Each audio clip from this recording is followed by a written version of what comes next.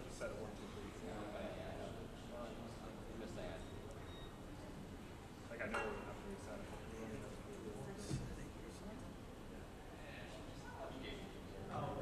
It's the one I didn't touch that looks all screwed up.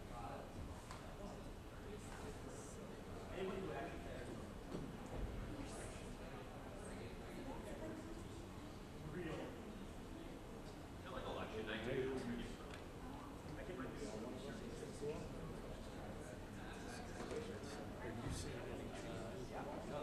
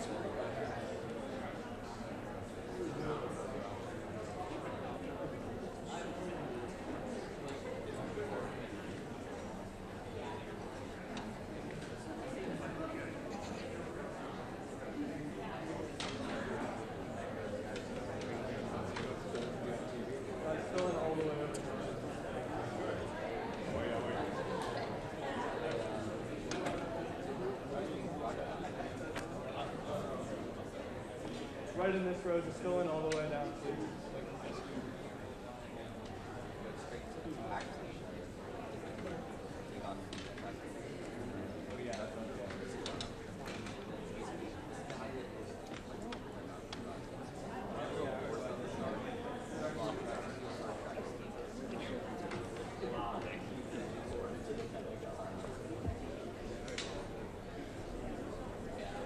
Is it just you? Yeah. Right here is good.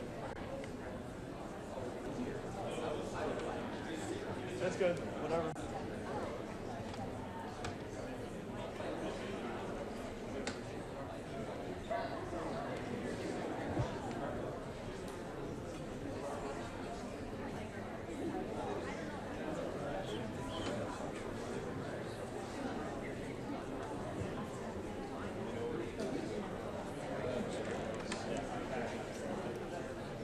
Guys, I'm going to ask you to fill in the front before. Thank you. Hey.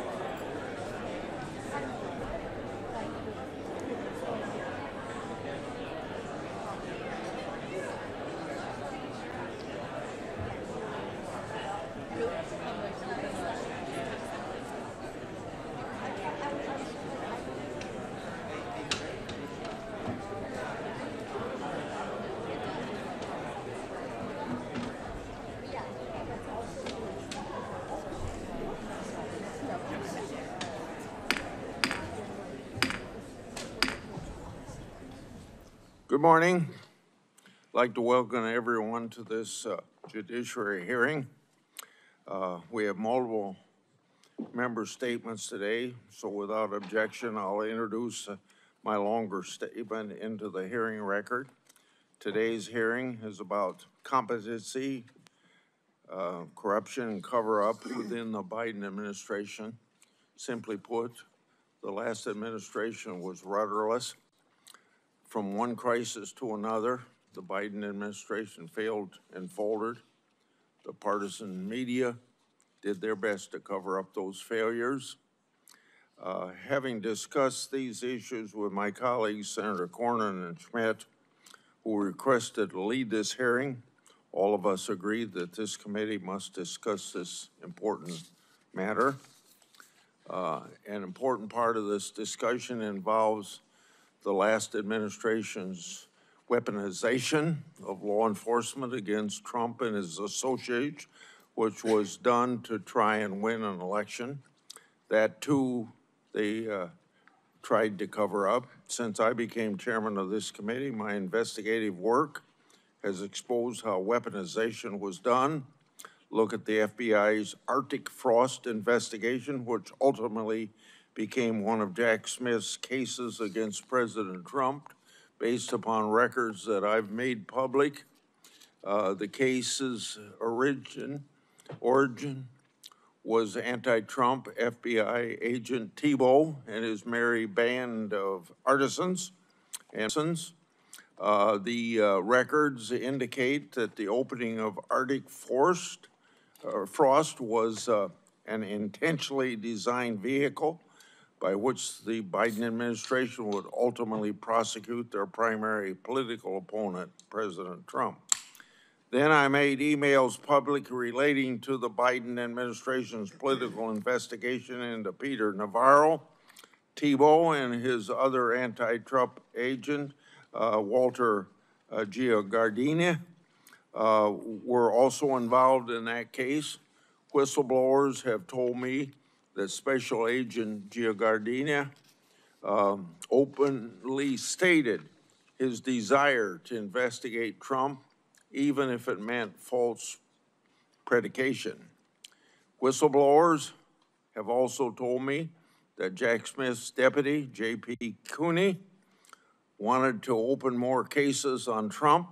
He allegedly justified using compulsory process to obtain more information merely based upon partisan news outlets. And guess who was also allegedly involved in those communications? Well, that's the same person, Special Agent Walter Giardina.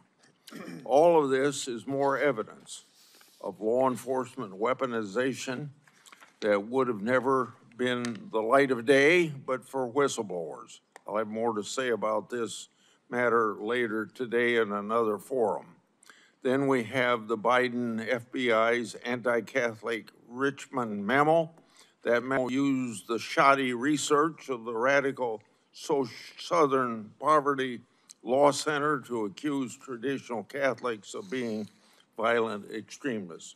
Based on the records that I released the other week, there wasn't just one FBI document that used biased anti-Catholic sources, but over a dozen.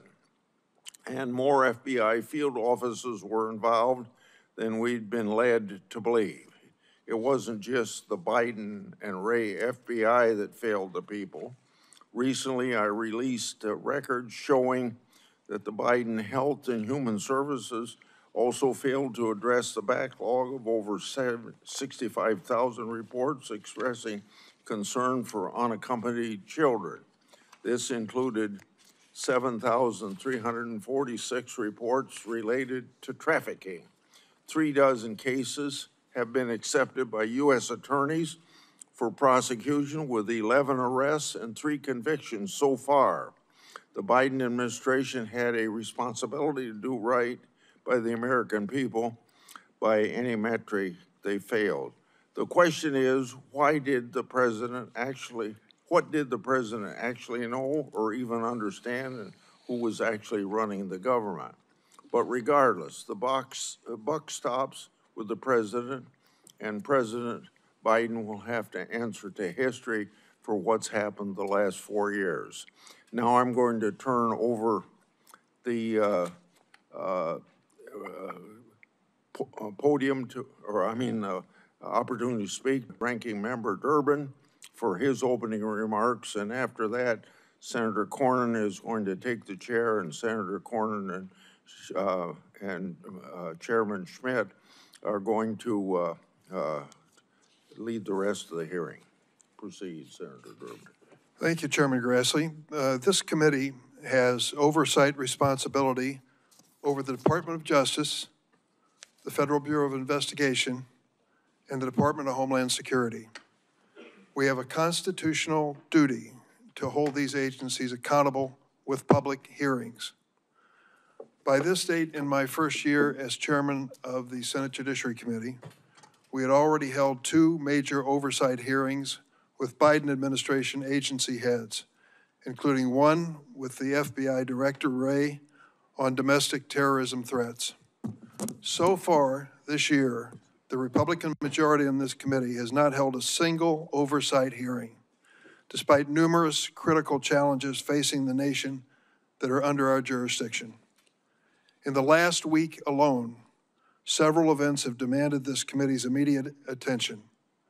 The horrific assassination in Minnesota, the treatment of our colleague Senator Padilla by federal agents in Los Angeles, and President Trump's unprecedented deployment of the U.S. military in Los Angeles. We should hear without delay from Attorney General Bondi and FBI Director Patel about what they are doing to address the unacceptable political violence in our country, including threats to Article III judges and justices, as well as members of Congress.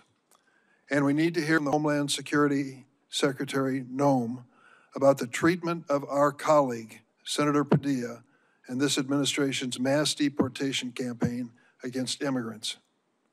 But instead of exercising this constitutional oversight duty, my Republican colleagues are holding this hearing. Apparently, armchair diagnosing former President Biden is more important than the issues of grave concern which I have mentioned. To take a few examples of the issues this committee should be addressing, the Trump administration has removed dozens of senior career prosecutors and FBI officials with decades of national security expertise, leaving our nation more vulnerable to terrorism and other national security threats. This should be explained to this committee. The Justice Department has diverted hundreds of law enforcement agents away from combating cartels, drug trafficking, and gun violence to participate in President Trump's mass deportation campaign. This should be addressed in an open hearing of this committee. The Justice Department is also turning a blind eye to corruption. The administration has gutted the Department of Justice's Public Integrity Session, which oversees political corruption, just as the president's shameful crypto scheme unfolds. And the administration has removed Department of Justice career ethics officials and shut down the office charged with investigating misconduct by DOJ attorneys.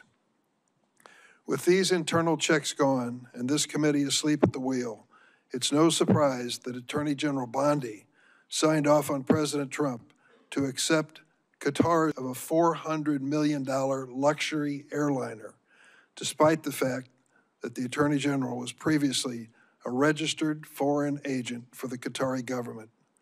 We are still waiting for her official finding on this gift transfer.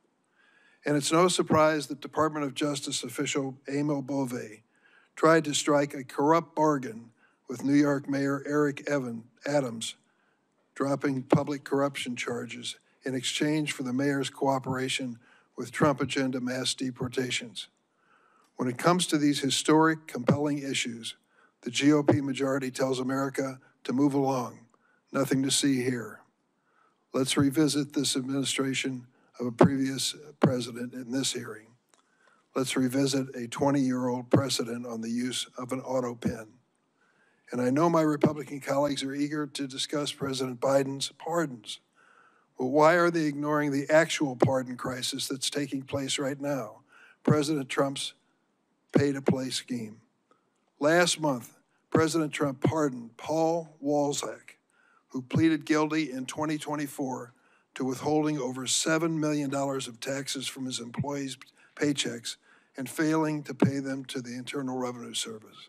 What warranted Mr. Walzak's swift pardon by President Trump? His pardon application explicitly cited millions of dollars his mother raised for President Trump's campaigns and other efforts to support the president. But that was not enough. It was 3 weeks after Mr. Walzak's mother attended a $1 million a person Trump fundraiser in April of this year that Mr. Walzak was miraculously receiving, and now he no longer must pay $4.4 million to the taxpayers of this country. That's one example of the many pardons granted to President Trump's wealthy donors and political supporters. Of course, these pay-to-play pardons are in addition to more than 1,500 January 6 rioters who received blanket pardon from President Trump, including 169 who violently assaulted law enforcement officials.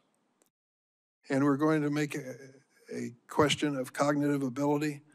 I think we should consider what happened in Alberta, Canada, just this week, where President Trump was at a press conference with British Prime Minister Keir Starmer and said the following: "You all know the great PM of the UK, and we just signed a document." President Trump continued, "We just signed it so we have our trade agreement with the EU. Britain has not been a party to the EU for 5 years, but President Trump made a statement which clearly was wrong." Now I'd like you to see a short video that includes some other examples of cognitive ability.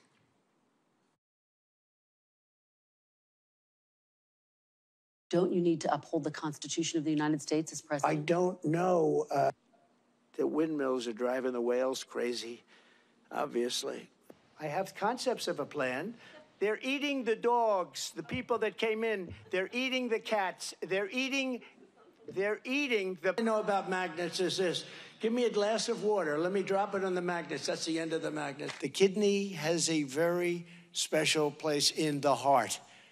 And then I see the disinfectant where it knocks it out in a minute, 1 minute. And is there a way we can do something like that by injection inside or almost a cleaning? This is a tough hurricane, one of the wettest we've ever seen from the standpoint of water. When you ran out the healthy arms, you ran out of really healthy. They had great arms, but they ran out. It's called sports. It's called baseball in particular. Can't understand a word he's saying. Did you just see Maduro, Venezuela? It's unbelievable. Well, I don't know about it. I mean, obviously, I'm not involved. He wants to know why the proclamation was signed in the dark. I don't know when it was signed because I didn't sign it. Other people handled it. Do any of these statements raise a question of cognitive ability? You be the judge. If my colleagues are truly interested in issues of presidential succession and disability under the 25th Amendment, I would suggest they embark on this constitutional journey with a proposed amendment, not today's political adventure. I yield. Good morning. I want to thank Chairman Grassley for convening this hearing and my colleague, Senator Schmidt from Missouri, for co-chairing this with me as we examine the constitutional crisis posed by the cover-up of President Biden's cognitive decline. The U.S. Constitution provides, as we all know, for 3 co-equal branches. Today, we're concerned about the chief executive, the President of the United States. As we know, the chief executive, the head of the executive branch, enforces the laws, appoints high-ranking officials, serves as commander-in-chief of our armed forces, can issue pardons, and can veto and advocate for legislation. But what are we to do when the president is incapable of performing these duties? Last June, the American public saw with their own eyes what many knew to be true, but would not dare to admit publicly. Our sitting commander-in-chief was suffering from severe cognitive decline, as evident by this video, which I will now show.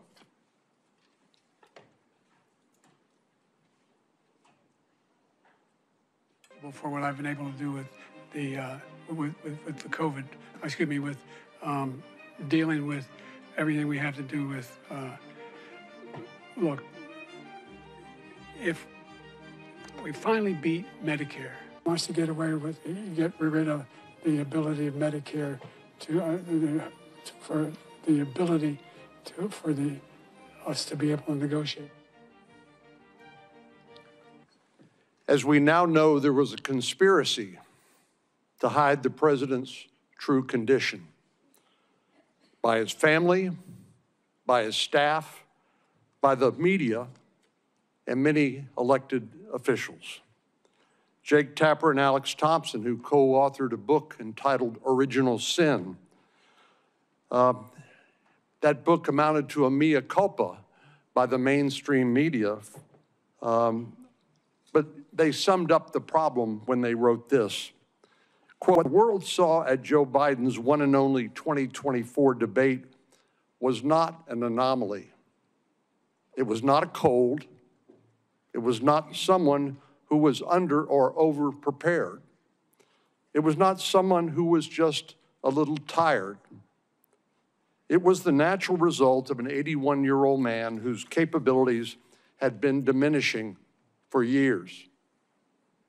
Biden, his family, and his team let their self-interest and their fear of another Trump term justify an attempt to put an at times addled old man in the Oval Office for 4 more years.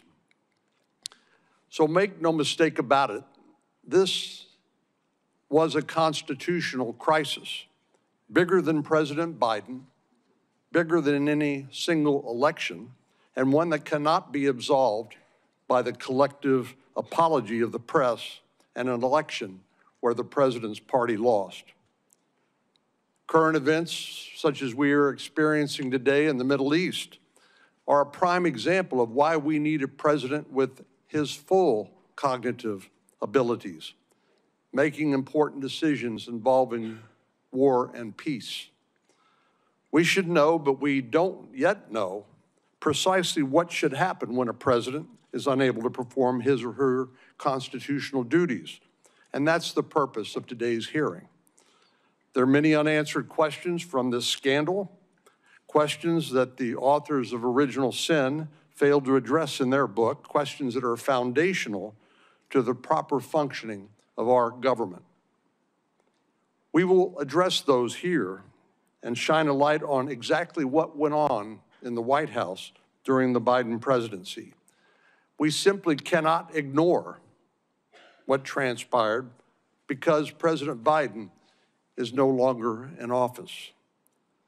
With a compromised president, our government's very legitimacy and capacity to function was undermined. The American people paid a price, from President Biden's handling of the border crisis to the disastrous events we saw unfold in Afghanistan. It's absolutely imperative that Congress grapple with these difficult questions, no matter how much our Democratic colleagues would like to simply sweep it under the rug. We need to know who was in charge during the last months of the Biden administration. Was it his wife, his chief of staff, nameless others? None of these people were elected by the American people, nor were they authorized by the Constitution and laws of the United States to carry out the duties of the President of the United States. The 25th Amendment provides a roadmap for succession in instances of presidential incapacity. Section 4 gives the Vice President and a majority of the President's cabinet the authority to challenge the President's ability to carry out the functions of his office, subject to a vote in Congress. But in this instance, the Vice President and the cabinet, the very ones authorized by the 25th Amendment to question the President's capacity, they did nothing. Are there penalties when the when the cabinet and the vice president refused to carry out their duties under Section 4 of the 25th Amendment? Should there be more accountability? The framers of this amendment acknowledged that the execution of that amendment would depend on the good faith of the cabinet and the vice president. But Biden's cabinet and the vice president did not act in good faith. They acted in their political and personal self-interest.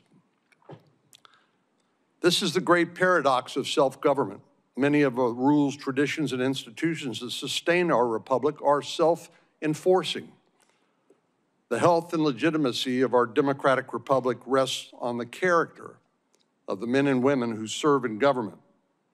As a government, it is imperative that we have clear contingency plans when emergency strikes. And yes, it is an emergency when we have a sitting president who's unable to discharge the duties of that office. The concerns raised by this incident stretch far beyond the bounds of partisan politics. I will note that few of my Democratic colleagues are here today. Thank you to Senator Welch from Vermont for being here, leaving us with no other option than to take the boycotting of this hearing as an admission of guilt for their role in this crisis. We must not turn away from the search for answers, and it is not an overstatement to say that the future of our country could one day hinge on how we choose to act or not act on this very issue. I look forward to hearing from our witnesses this morning as we examine the difficult but necessary questions that must be answered from this monumental scandal. I yield to my colleague from Missouri, Senator Schmitt, who will now co-chair the hearing. Thank you. I do want to begin by expressing my sincere gratitude to Chairman Grassley for granting me the privilege of co-chairing this committee with my esteemed colleague, Senator Cornyn. The title of the hearing, Unfit to Serve, captures a sobering and undeniable truth. President Biden was mentally unfit to carry out the responsibilities of the most powerful office in the world. Given his mental incapacity, the American people deserve to know who was running the country the last 4 years. Today, as we seek to answer this question, it is deeply disappointing but not surprising that most Democrats on this committee have chosen to all but boycott the hearing and have failed to call a single witness. They have chosen to ignore this issue like they ignored President Biden's decline. Their absence speaks volumes, an implicit admission that the truth is too inconvenient to face. By refusing to engage in this critical examination, they abdicate their responsibility to the American people. This de facto boycott is not just a refusal to participate, it's a refusal to serve the American people who deserve answers about who is truly leading their government. President Biden's decline did not suddenly begin in June of 2024. It was a persistent and obvious truth that was evident for years to anyone who was willing to see it. This reality did not require special insider knowledge or investigative reporting to uncover. We didn't need Jake Tapper and Alex Thompson to tell us what millions of Americans could freely observe with their own eyes. The truth was glaringly obvious. Anyone who was paying attention could tell that the emperor had no clothes. Nearly a year ago, I took the historic step as the first U.S. Senator to formally call for the invocation of the 25th Amendment against President Biden. I sent letters to every cabinet secretary and the vice president laying out the urgent case. Our nation was effectively without a leader. The absence of a functioning president wasn't an abstract issue. It inflicted severe consequences on our nation, consequences that touched every aspect of American life. On border policy, our nation's borders were handed over to the radical left-wing element of the administration, throwing open our borders to 15 million illegal aliens, an unprecedented immigration crisis that pulled our nation into chaos. On foreign policy, haphazard and reckless decisions placed our warfighters in jeopardy, escalated conflicts around the globe, and led to a catastrophic humiliation on the world stage that claimed the lives of 13 American soldiers, including one Missourian, during the disastrous withdrawal from Kabul. On the economy, rampant inflation drove up the cost of life's essentials, making them unaffordable to countless hardworking families. In the realm of culture, the regimes of free speech closed down churches, targeted traditional Catholics and parents at school board meetings, and let an unelected class of left-wing radicals degrade, attack, and lie about our history and our heritage. A poisonous anti-Western, anti-American ideology that had once been confined to elite university classrooms suddenly became the official White House policy. All of this was done not in isolation. It was sustained, defended, and covered for by an alliance of elite institutions, from the media to the so-called expert class to big tech to the federal bureaucracy itself. When we speak of collusion among elites or the so-called deep state, we're accused of being conspiracy theorists. But this was no theory. It was plain and overt, out in the open for everyone to see. For 4 years, we had a president who could barely string together coherent sentences after 6 p.m. Yet, this glaring fact went unreported, undiscussed, and unaddressed. Why?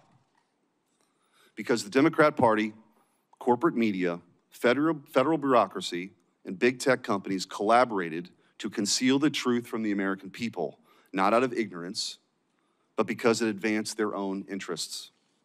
In the absence of a functioning president, chaos took hold. An empty vessel occupying the Oval Office becomes a puppet for those surrounding him. Many elected officials, including some in this chamber, have used auto pens, a mechanical device that replicates a signature. There's nothing inherently wrong with that, so long as we are the ones actually making the decisions. But under President Biden, the auto pen became a Trump symbol, a symbol of an absentee president and an executive branch directed by nameless, faceless aides that no one outside of Washington, D.C. had ever heard of and no one ever voted for. It was the auto pen presidency, a government run by committee rather than a leader chosen by the American people. By contrast, love him or hate him, we all know President Trump is in command of his presidency, and he is the one calling the shots. It is plain as day that President Trump is actively making the decisions, whether announced via Truth Social or signature. Under President Biden, that transparency and certainty evaporated. We cannot confidently say that the decisions bearing his signature were the will of the president or his Politburo. That goes doubly for his social media posts, including his decision to drop out of the 2024 presidential election. We did not know if it was his decision or posted on his behalf after a palace coup because President Biden was mentally unfit to serve. The corporate media played an indispensable role in this cover-up, systematically suppressing discussion of President Biden's condition. As we will demonstrate in the video evidence presented today, dissenting voices were silenced, and the truth was buried.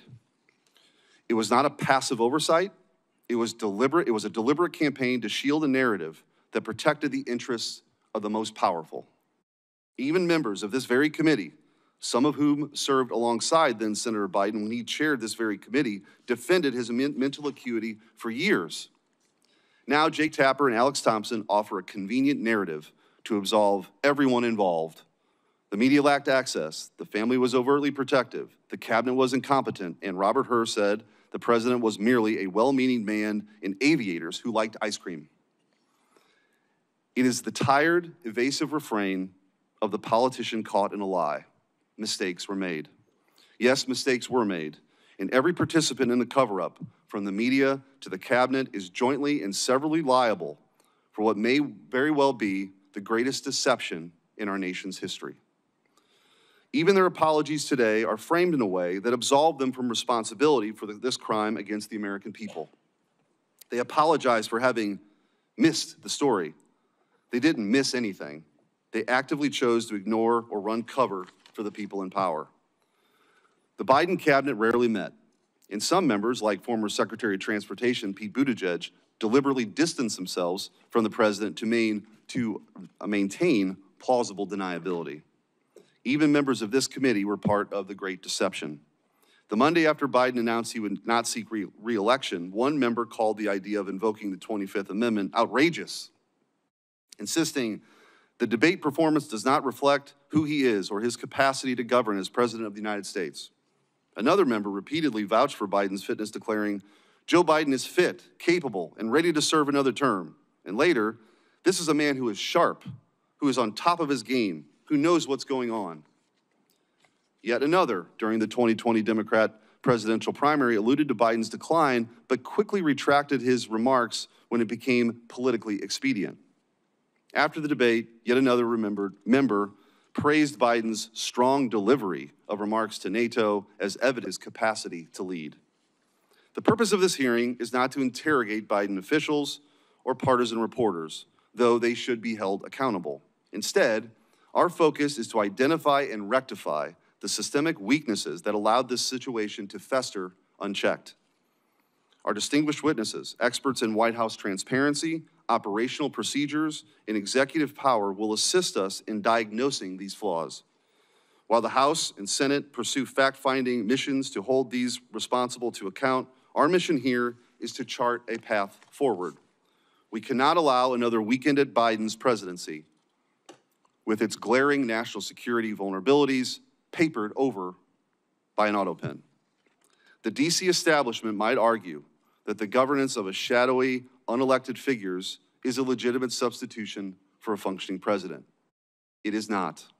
The American people cast their vote for a president, not a faceless apparatus. Article 2 of the Constitution vests immense authority in the President of the United States, a single individual. With that extraordinary power comes equally profound responsibility. At the Constitutional Convention, our founding fathers debated giving the president the title of Defender of the Rights of the American People. The security and well-being of the American people and their rights must take precedent over personal ambition. It is often said that power corrupts. I believe that power reveals. Over the past 4 years, this cover-up laid bare a disturbing reality. The left and the corporate media place their pursuit of power above the welfare of your families and your country. They dismissed observations, urging you to not to trust your own eyes. We have a solemn duty to call this what it is, an abdication of constitutional duty. As was stated in Federalist 51, ambition must check ambition. If a president is mentally unfit to serve, we need a dependable mechanism to, at the very least, ensure that the truth reaches the American people. I look forward to the insights this hearing will yield and from our expert witnesses in the discussion that will follow. The public is counting on us to ensure this never happens again, because we won't always be fortunate enough to have a leader like President Trump who is so unmistakably in command. Senator Welch. Thank you very much. Senator Cornyn indicated the view of the hearing is that there was a constitutional crisis as a result of the cover-up of President Biden's decline. I believe there is a constitutional crisis. It's the collapse of Congress asserting its Article I authority to make decisions about the well-being of the American people. What has this Senate debated in the months that we've been here, other than nominations? Have we discussed the possible war with Iran? Have we had a serious discussion on the floor about the massive and mounting debt? Have we had any discussion about the abdication of congressional spending authority by the impoundment actions of an administration? Have we had a discussion about climate change that is causing havoc throughout the world? What we've done is gone to the floor and haven't debated. We've gone to the floor and voted on nominations. There's another issue of great concern to me, because I have enormous respect for my colleagues. Each and every one of us who was elected, it's the highest honor of our life. Each and every one of us came here because it is in our bones that we want to try to do something beneficial and make life better for the people we represent. And we have different points of view.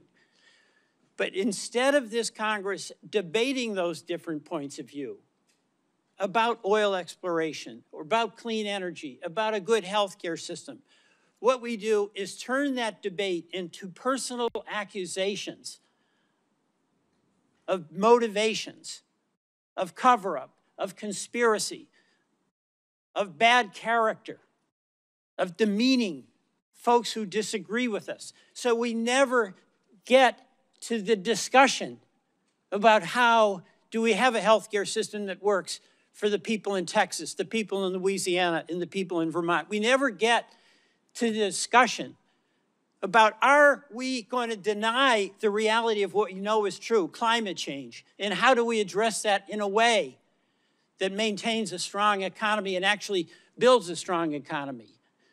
We get into the accusations that if you disagree with me, you're a left-wing radical.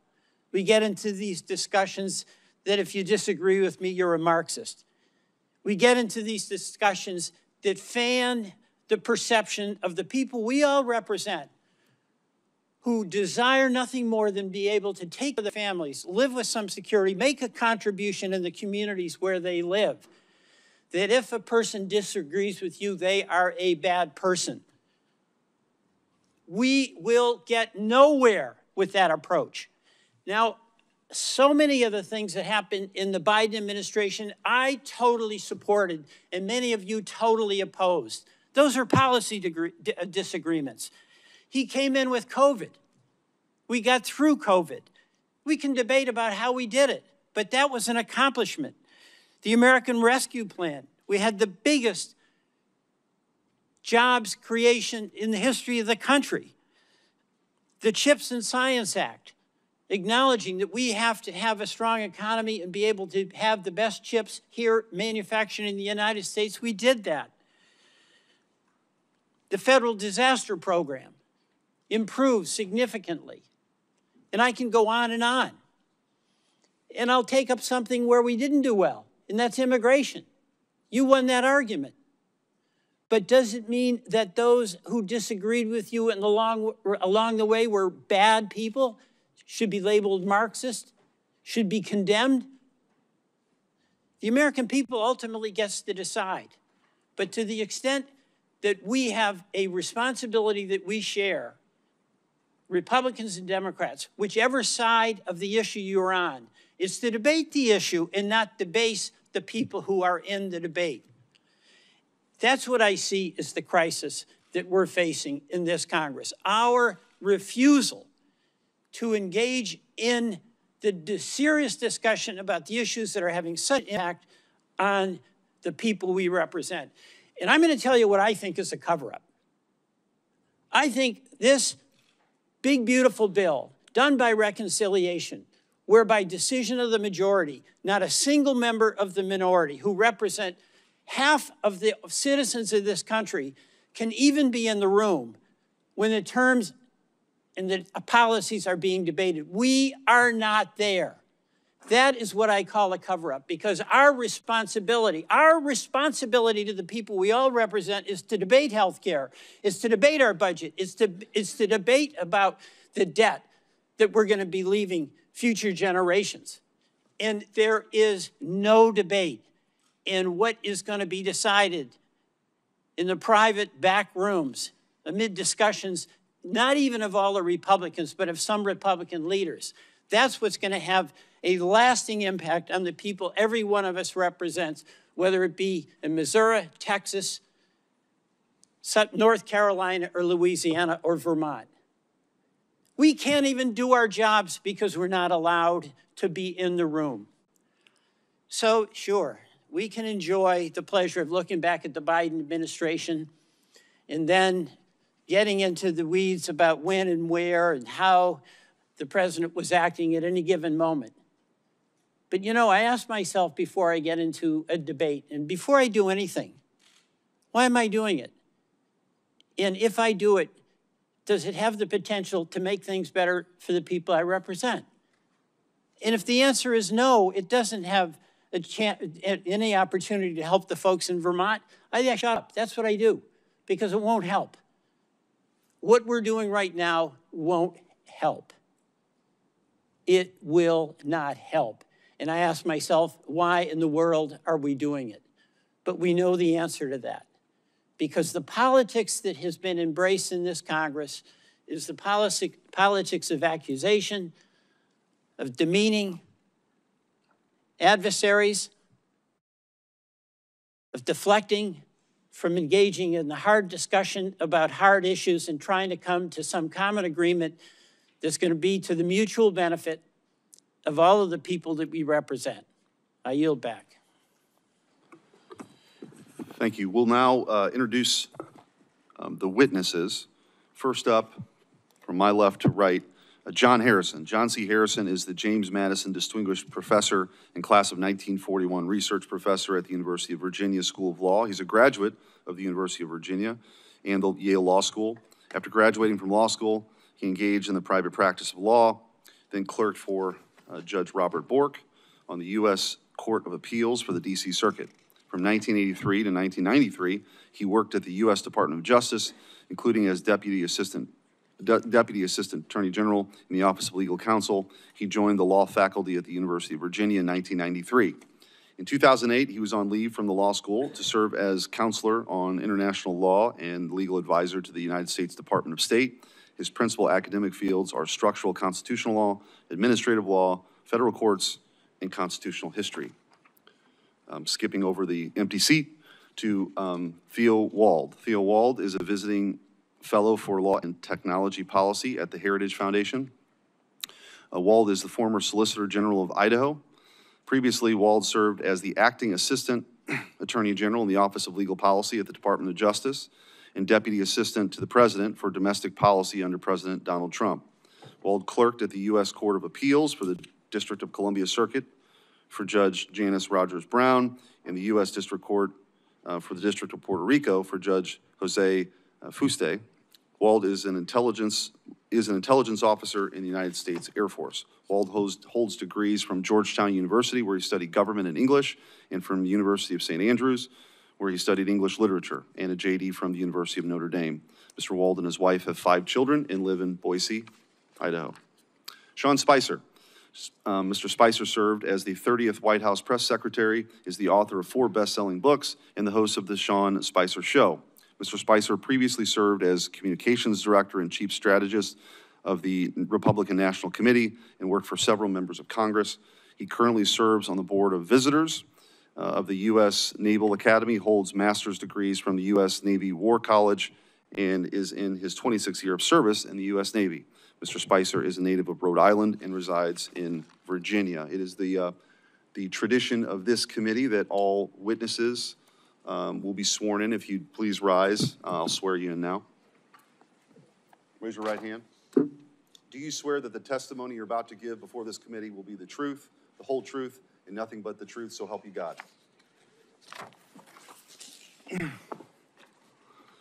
Thank you. And now we'll start with you, Mr. Harrison, with your opening statement.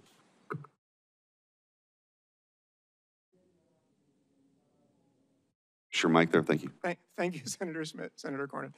The committee has asked me to discuss Congress's power to regulate the process by which the president's signature is affixed to a document other than a bimanual signature, that is to say the use of an auto pen or similar technology. I have 4 points to make. The first is that the Constitution and the laws generally, when they require that the president act by signing a document, do not require that the president manually sign the document. The Justice Department's Office of Legal Counsel wrote an opinion on that subject in 2005, which is quite extensive, and I find it persuasive.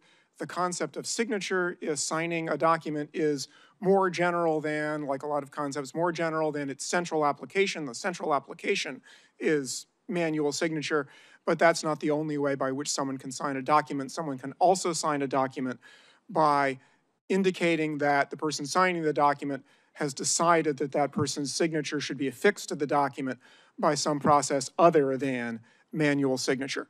The second point is that as a general matter, Congress has power to carry into execution the constitutional powers of the other branches of government. The last power that is conferred on Congress by Article 1, Section 8, is the end of what's called the necessary and proper clause, and it provides that Congress shall have power, I'll read the whole clause, to make all laws which will be necessary and proper for carrying into execution the foregoing powers, that's Congress's other powers there in Article 1, Section 8, and all other powers vested by this Constitution in the government of the United States or in any department or officer thereof. That's the last part, that's the part that's relevant here. It's sometimes called the horizontal necessary and proper clause because it operates horizontally among the three co-equal branches. Congress is the legislature. There are times when one of the other constitutional powers can use support that can be given only by the force of law. And that is something that Congress can do with a horizontal and necessary and proper power. The next thing I'll say is there are some principles, I think, that should govern exercises of the horizontal necessary and proper power. The first is that it operate to support, to assist, to make cause to function better, the power that is being carried into execution, be it that of the president or that of the federal courts. The second is that in supporting the other powers, Congress not seek to exercise powers that are vested elsewhere, like the power to decide cases, like the president's power of pardon. And third, when Congress exercises that power, it should make sure not to put substantial burdens on the exercise of the other powers that it's seeking to support, powers that once again are vested elsewhere than in Congress by the Constitution. I think Congress can regularize the process by which the president's signature is affixed without his manual signature in a way that would be consistent with Congress's horizontal necessary and proper power. In particular, Congress can require that when the president indicates that his signature is to be affixed to a document without manual signature, that that decision by the president be documented and some individual record that the president has made that decision and that be made part of the public record, say by being published in the Federal Register or the weekly compilation of essential documents. A statute like that would carry the president's power into execution because making sure that the president really has made a decision and that it wasn't made by someone else with the president's auto pen is a way to make sure that the power is properly exercised, that is, by the president. As long as a statute like that is completely neutral, applies the same way to all presidential decisions, it shouldn't raise any problem of Congress trying to control the president's authority. Again, constitutional powers are vested in the other branches and supported by Congress under the horizontal necessary and proper power. And third, a requirement of documentation. Well, the White House does a lot of documents. The requirement of documentation would not place a substantial additional burden on the president and the processes by which the president acts. And I would suggest that if the committee consider legislation along these lines, that it inquire into the paper flow process currently used in the White House so that any statute Congress enacts will make that process work better rather than burdening it, making it not work as well. Thank you. Thank you. Mr. Wold. Senator Corbin, Senator Schmidt, members of the committee, thank you for the opportunity to testify this morning about how the cover-up of President Biden's mental decline endangered America's national security and undermined the Constitution.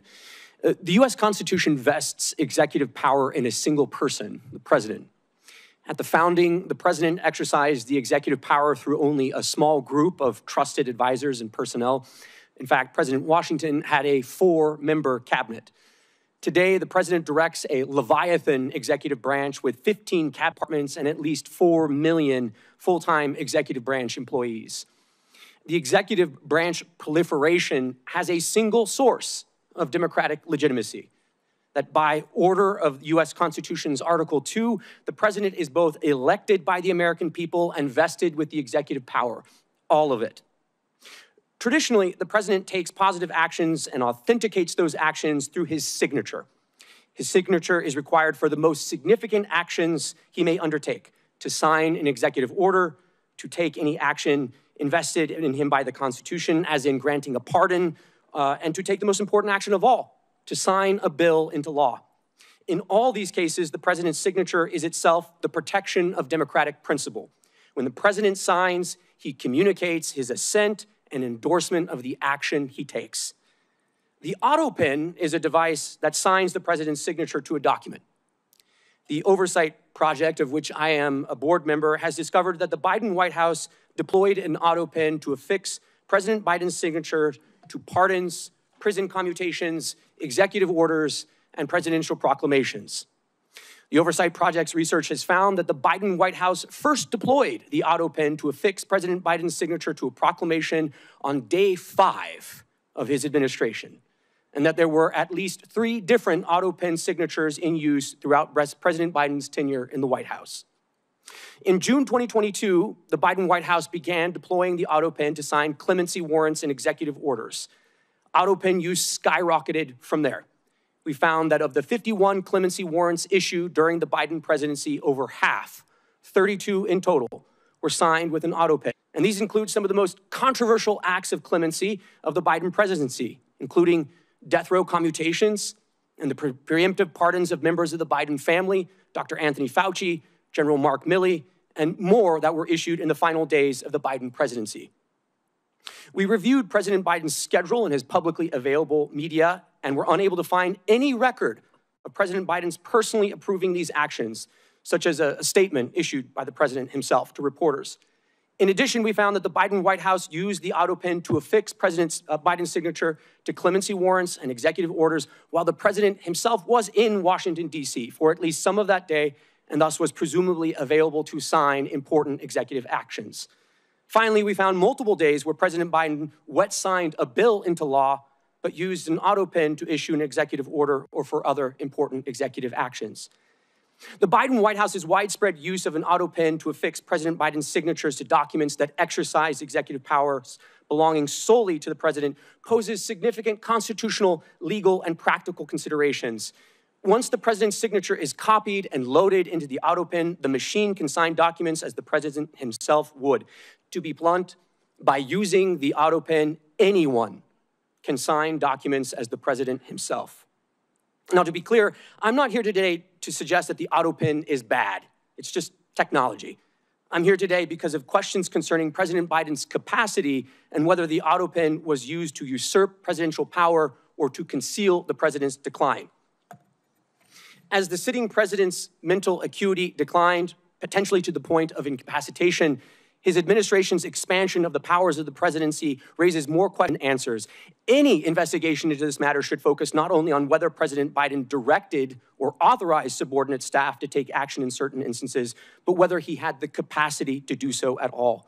The 25th Amendment lays out clear procedures for what to do when the president is incapacitated. It was carefully drafted and informed by our nation's history. The Biden administration ignored it all to aggrandize executive power and push the country further in their preferred ideological direction. It is our obligation at this point to get to the bottom of these issues and to ask the important question as to whether or not the auto pen and other devices were used to cover and obscure President Biden's mental decline, undermining our national security and also the Constitution. Thank you for the opportunity to testify this morning. Right on time, pretty impressive. Thank you. Mr. Spicer. Chairman Schmidt and Cornyn, members of the committee, thank you for having me. I was asked to share my experience as a senior White House staffer with respect to the interactions that I and other senior staff had with President Trump during his first term. During my tenure as press secretary, I interacted with the president multiple times every day. Most days I would talk to him by phone or in person early in the morning and then multiple times throughout the day, including weekends. For the most senior positions in the White House, those designated by the rank of assistant to the president, which includes the White House chief of staff, the White House counsel, and the press secretary, it is critical to have regular interaction with the president. The position of press secretary especially demands this type of consistent and intentional communication. I or any other press secretary, regardless of administration, could not do the job effectively without regular communication with the president. It was my responsibility to have the most up-to-date understanding of President Trump's position on policy, personnel, and everything in between. Admittedly, I made a couple of rather high-profile mistakes during my tenure. You may have read some of them. But in all cases, those mistakes occurred when I wasn't connected with the president's thinking or position on a particular issue or policy. Coordinating and collaborating among even the most senior staff cannot replace direct communication with the president himself. In my position, I was very well acquainted with the president's work, his day-to-day responsibilities, and his fitness for office. I watched him serve with the strength and endurance of a man half his age. As you can see on almost a daily basis through events, statements, and social media posts, he's up early and ends his days very late. Yet in several instances during his first term, the media questioned his fitness for office. Guests and so-called experts like Sanjay Gupta at CNN were called upon to speculate on the result of Trump's physical and mental well-being. The Washington Post ran hit pieces with headlines like, "The White House struggles to silence talk of Trump's mental fitness." Vox wrote, "Is Trump mentally unfit to be president?" NBC ran a story by the Associated Press that raised mental health concerns regarding the president. CNN's Brian Stelter questioned if members of the news media were, quote, tiptoeing around obvious questions about President Trump's instability. These headlines were not isolated instances. Most major news outlets ran with these ridiculous type of propaganda pieces. To use one of the media's favorite terms, these inquiries were without evidence. That brings us to the juxtaposition of how the very same media covered the Biden administration. To be blunt, legacy media failed the American people. They failed to do their job. Many, rightly so, believe the media in this country is culpable in covering up the obvious decline of the 46th president of the United States. The scrutiny that was baselessly directed at President Trump during his first term was wholly absent from the media coverage of the Biden White House. The media lacked any sense of curiosity that would naturally stem from what the public could see with their own eyes. Even in the face of deeply concerning and public signs of President Biden's mental and physical decline, legacy media outlets were silent. Biden and his senior aides flatly dismissed the need for a cognitive test during his tenure, as had been requested of President Trump. Yet no protest was heard from the voices that were so critical of Trump. With the exception of a couple White House reporters like Fox News Channel's Peter Doocy, reporters generally refused to breach the subject at White House briefings. News outlets weren't the only ones complicit in covering up Biden's decline. Presidential staff would have or should have been interacting with Biden on a daily basis. At best, his administration was grossly negligent. At worst, Biden's staff actively concealed his fitness for office. When White House Press Secretary Karine Jean-Pierre said President Biden could run circles on her, there were only two possible conclusions: that she herself was in poor health and in need of medical assistance, or that she was lying. There is no question that a vast difference between how President Trump interacted with his staff and how President Biden did. Whether one supports President Trump or not, he is clearly the most accessible and transparent president in modern history. And there is no question who is running this country. The same cannot be true said of President Biden. It is the president who is elected by the American people. The role of staff is to execute his agenda and policies. I thank the committee for holding this hearing so that going forward, the American people can have the confidence in who is running the country and making critical decisions. The American people deserve no less. Thank you for those opening statements. The minority did not call any witnesses for today's hearing. They have chosen to ignore the hearing as they chose to ignore President Biden's mental decline, but we do have a short video of some previous statements from the Biden administration officials and Democrat Party officials telling us not to believe our lying eyes. We can play the video.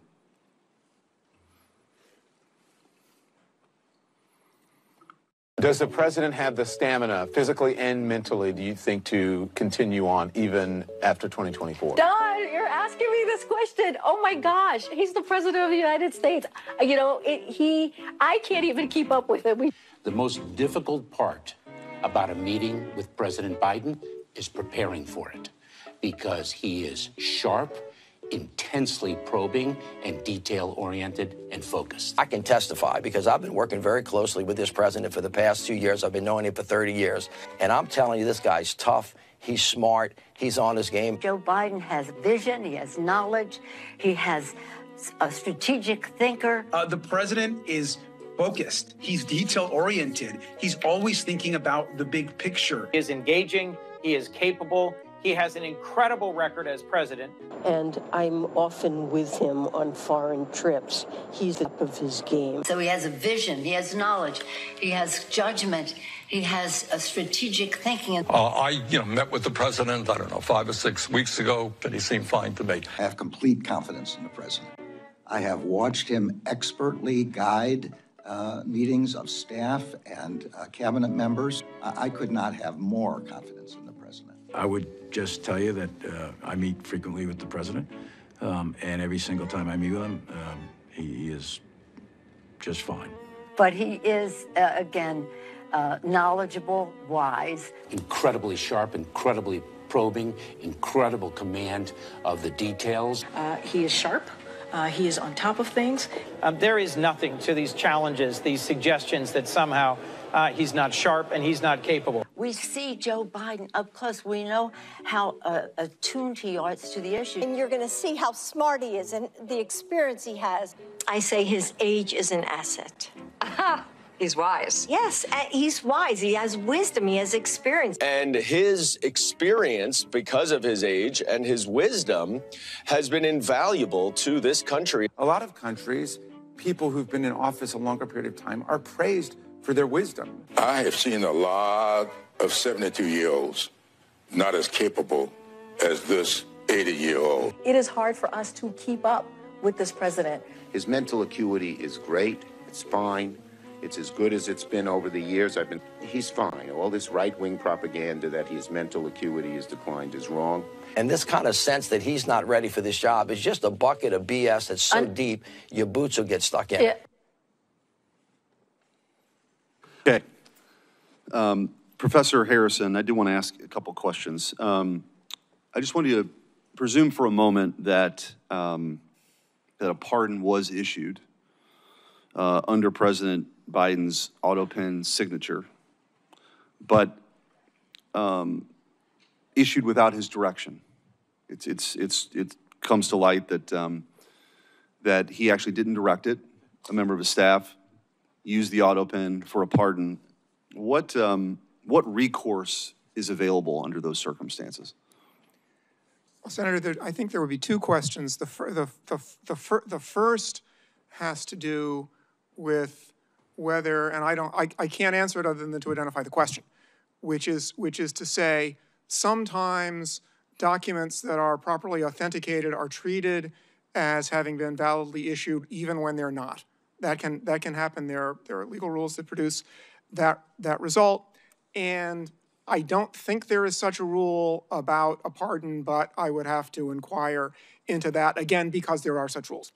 The other thing I'd say is that for a pardon particularly, the only situation I can think of that clearly would bring into question whether the pardon was valid, which was the first question, was if the government sought to prosecute someone and the person who purportedly received the pardon offered the pardon as a defense, then the government might say that no, the pardon was invalid and therefore you weren't pardoned, you're still subject to prosecution.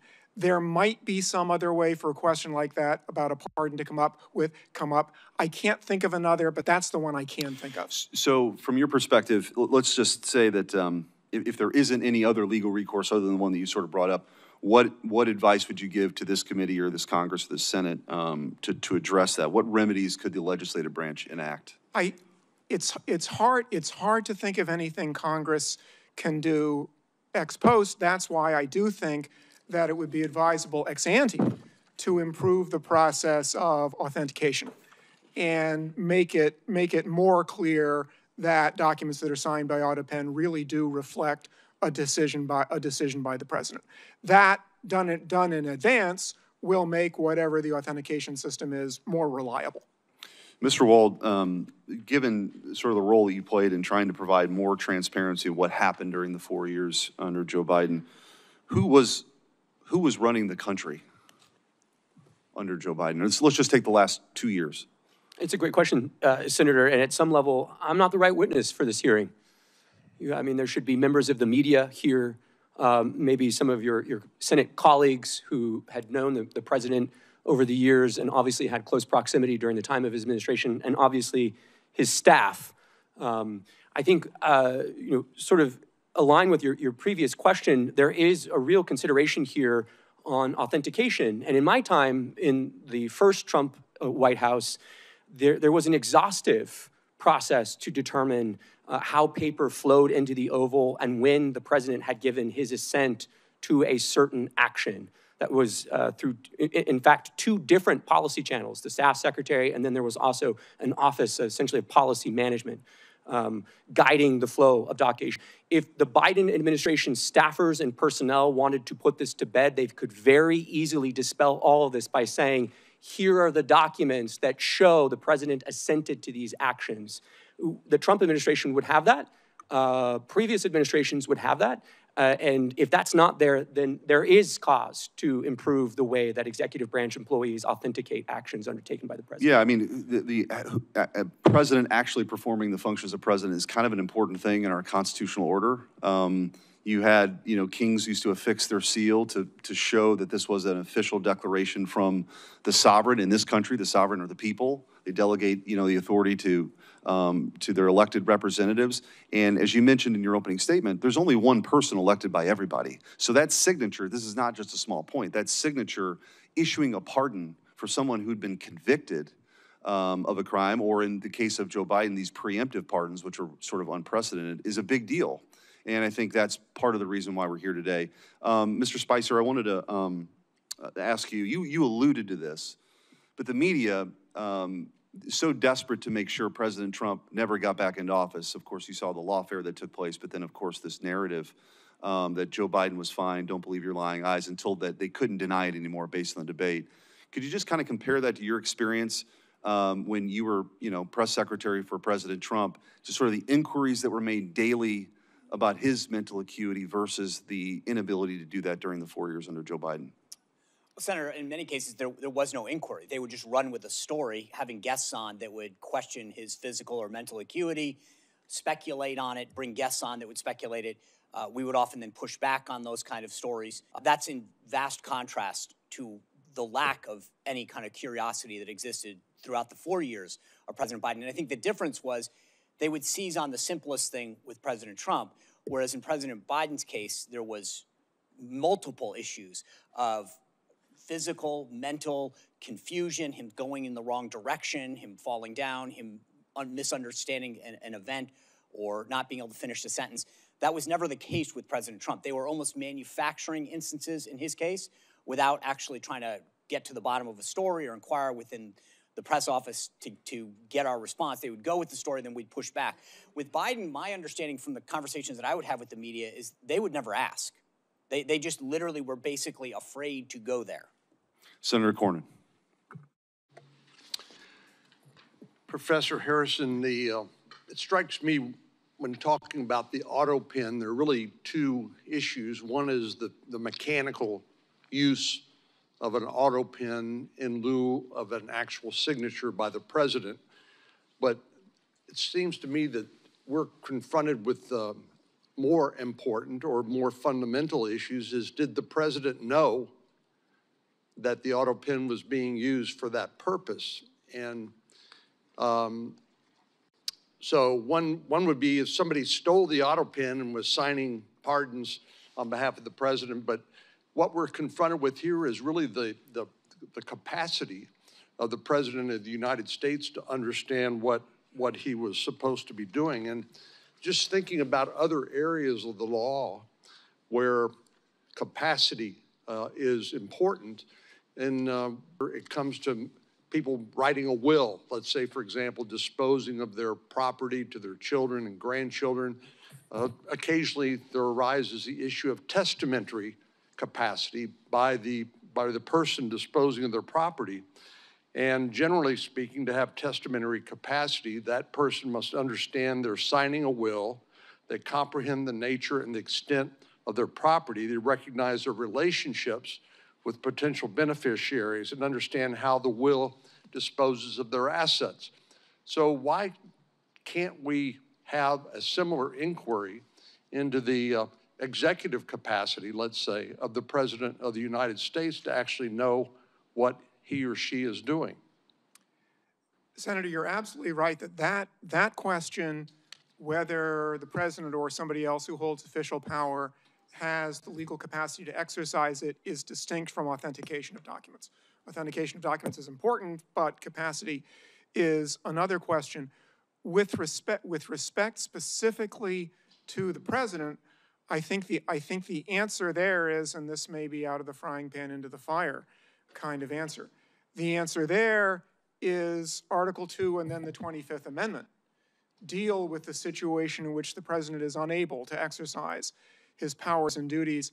And I think it's a reasonable inference, although the Constitution doesn't come out and say this, that a president who is not determined to be unable through now what's the 25th Amendment process for making that determination. There's no process in Article 2 itself. The 25th Amendment added something. A president who has not been, pursuant to the 25th Amendment, determined not to be able to exercise the powers and duties of the president is presumed to have capacity to do that. I say that not on the basis of any sort of, other than practice, that's the way it's been for a couple of hundred years, but I think that is a reasonable inference from the fact that the Constitution does make a provision about what happens when the president's unable, and the 25th Amendment then provides a process to determine by which the president's unable.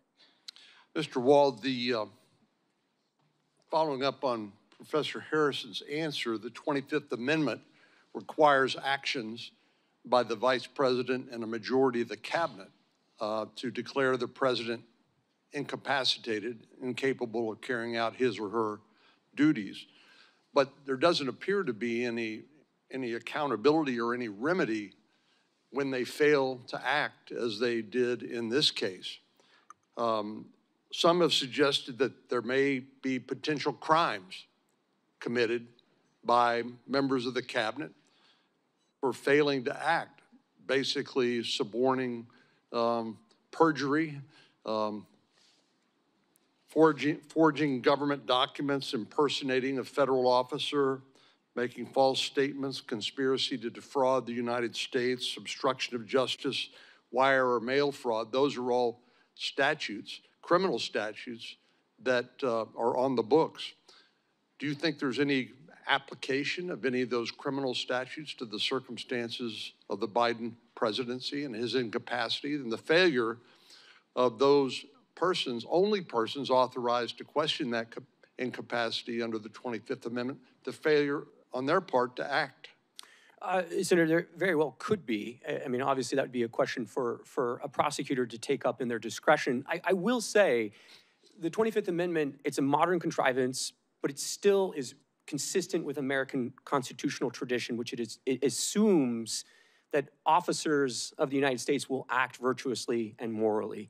And the idea that members of the cabinet would go to the length of avoiding the Oval Office so as to abdicate their responsibility to verify the appropriateness of the president's acuity or the ability to authenticate actions taken by the president. If that's not a constitutional scandal, I mean, honestly, I don't know what would constitute such. So yeah, I mean, I think there could be the potential for crimes, but moreover, the 25th Amendment can only function in its procedural mechanisms if people are actually willing to call a spade a spade.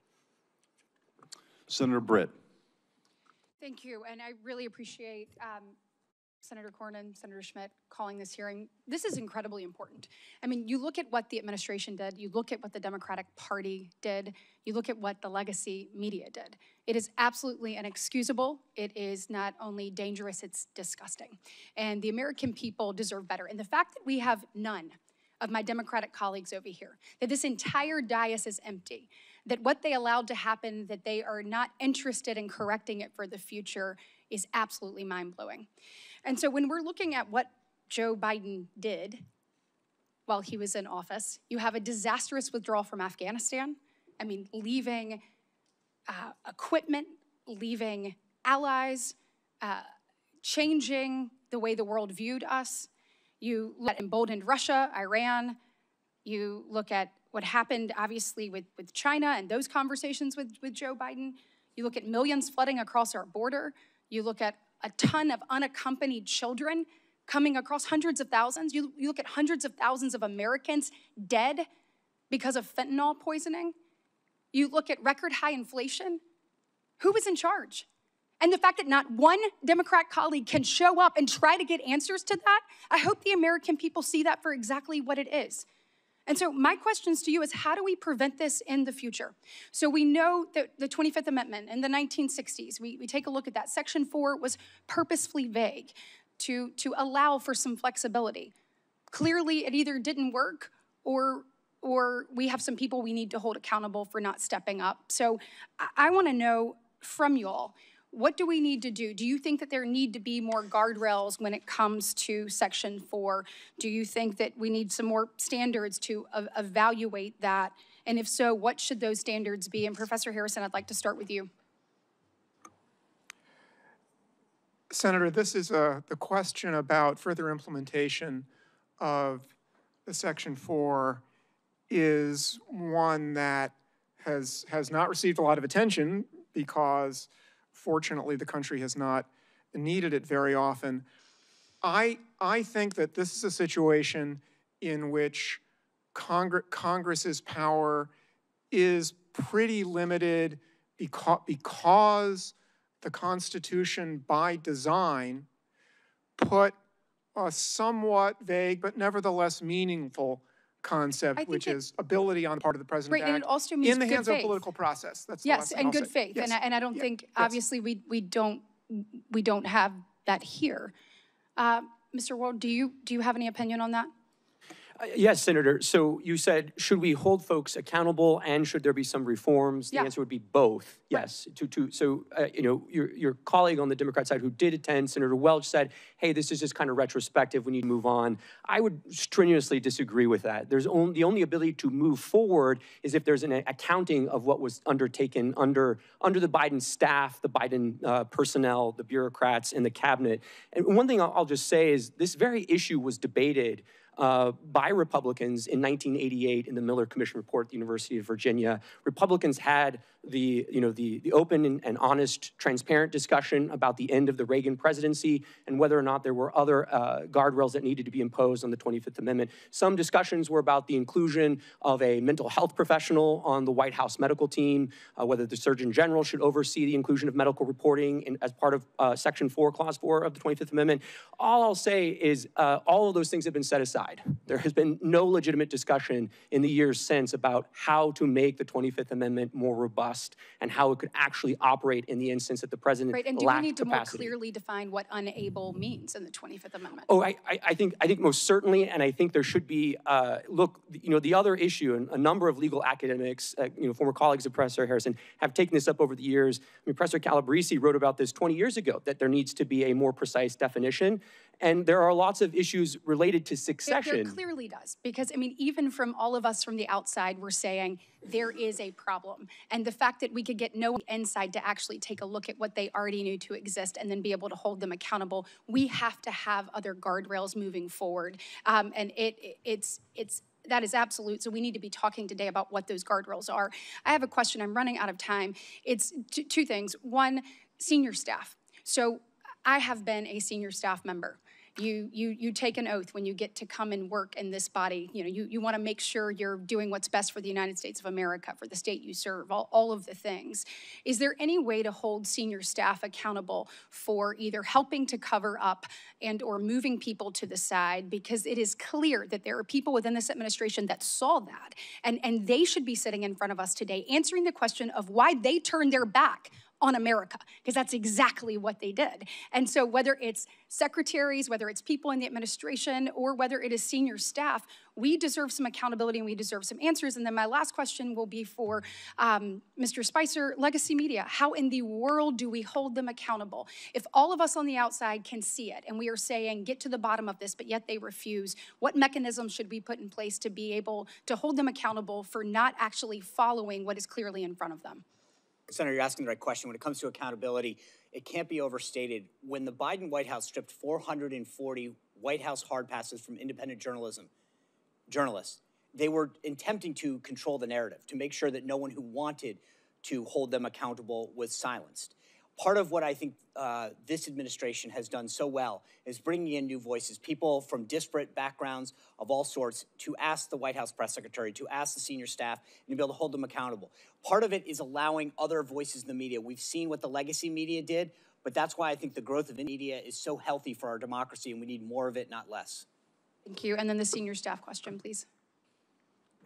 Yeah, look, Senator, I mean, senior staff from the first Trump administration were brought in before committees and investigated for their participation in drafting the president's remarks on January 6th, for drafting a speech. So if there was an effort by senior staff, the Politburo, as they seem to like to have called themselves, if they were purposely distancing cabinet members, evading difficult Q&A with press, all as an attempt to conceal the president's mental acuity, yes, they should be held accountable. Thank you. Thank you. Senator Moody.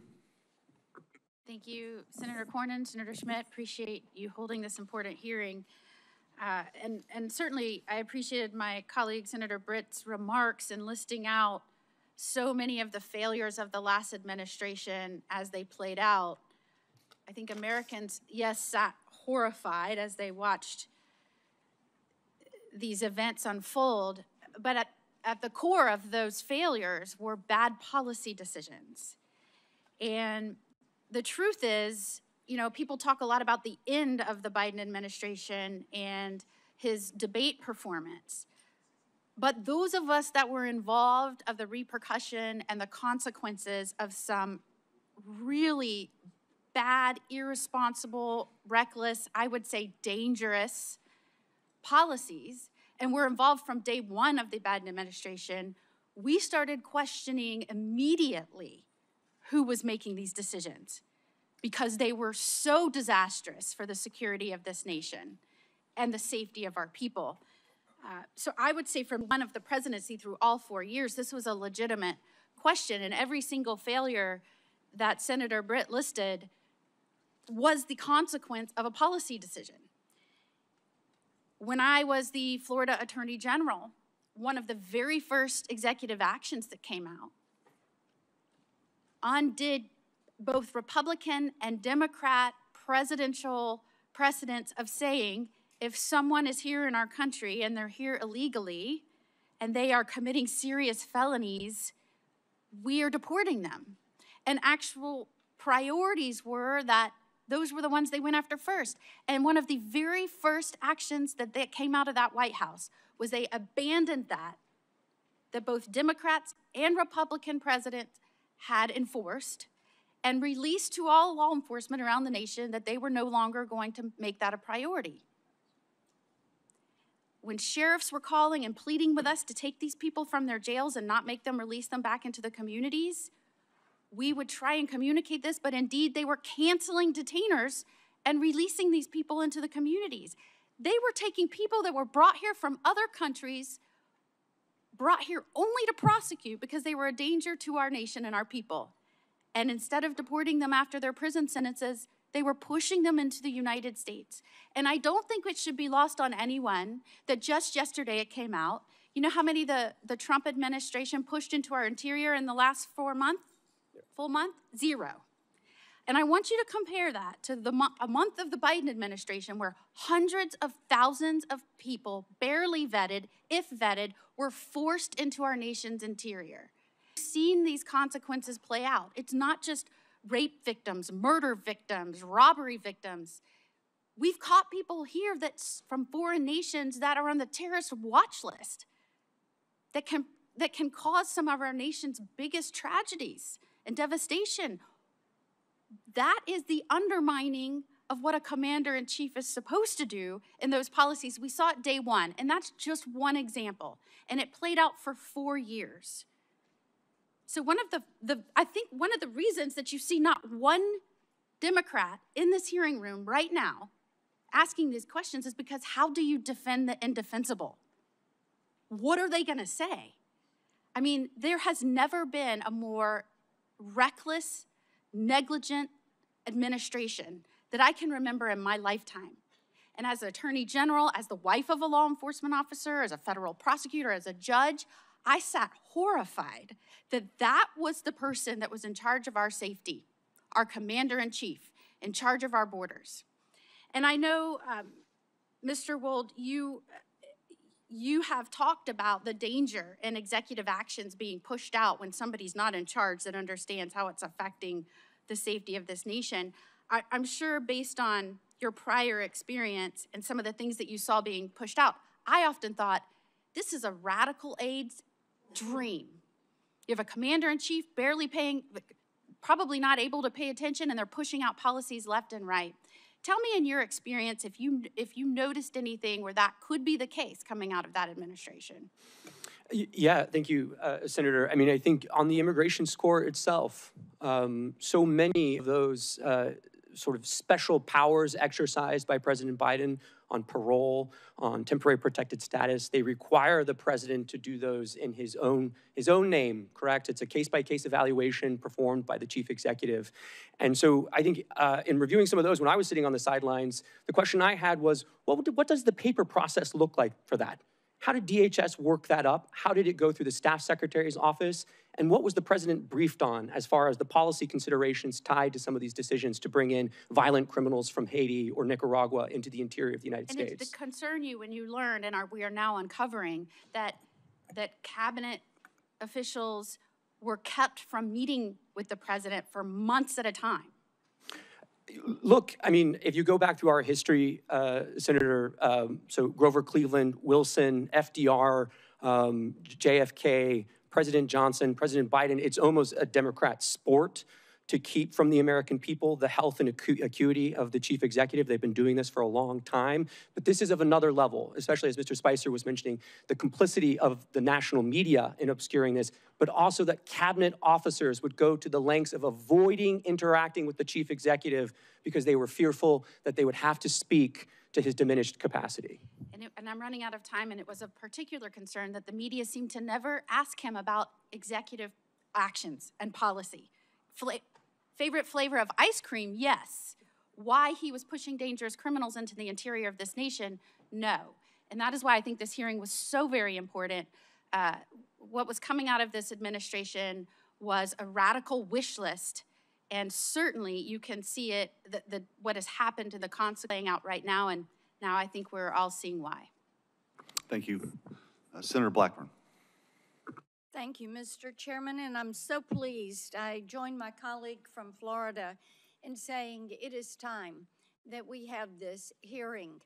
All across Tennessee, I hear from people every single week that say what was really going on in the White House and why would no one say anything when with your very own eyes you could look at any of the footage and see what was transpiring with President Biden. And I think the fact that many of his own cabinet members knew that he was not fit to serve and that there was a cabal behind the curtain who was making all the decisions.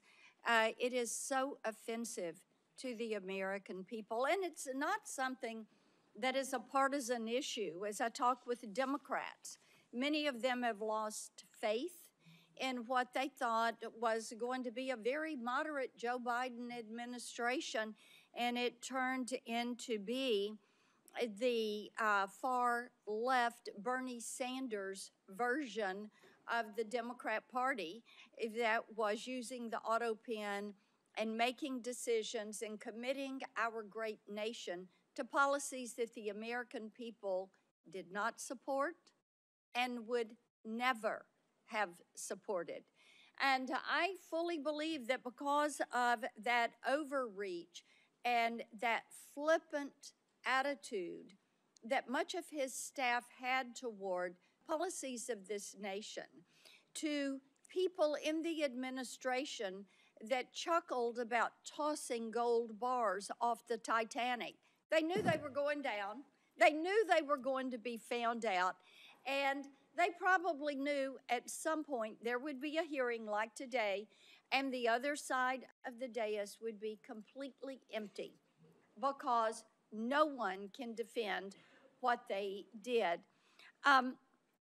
Mr. Wold, I want to come to you for a moment and talk about something that was really a disturbing revelation from the Tapper-Thompson book. And you know, this is part of the thing.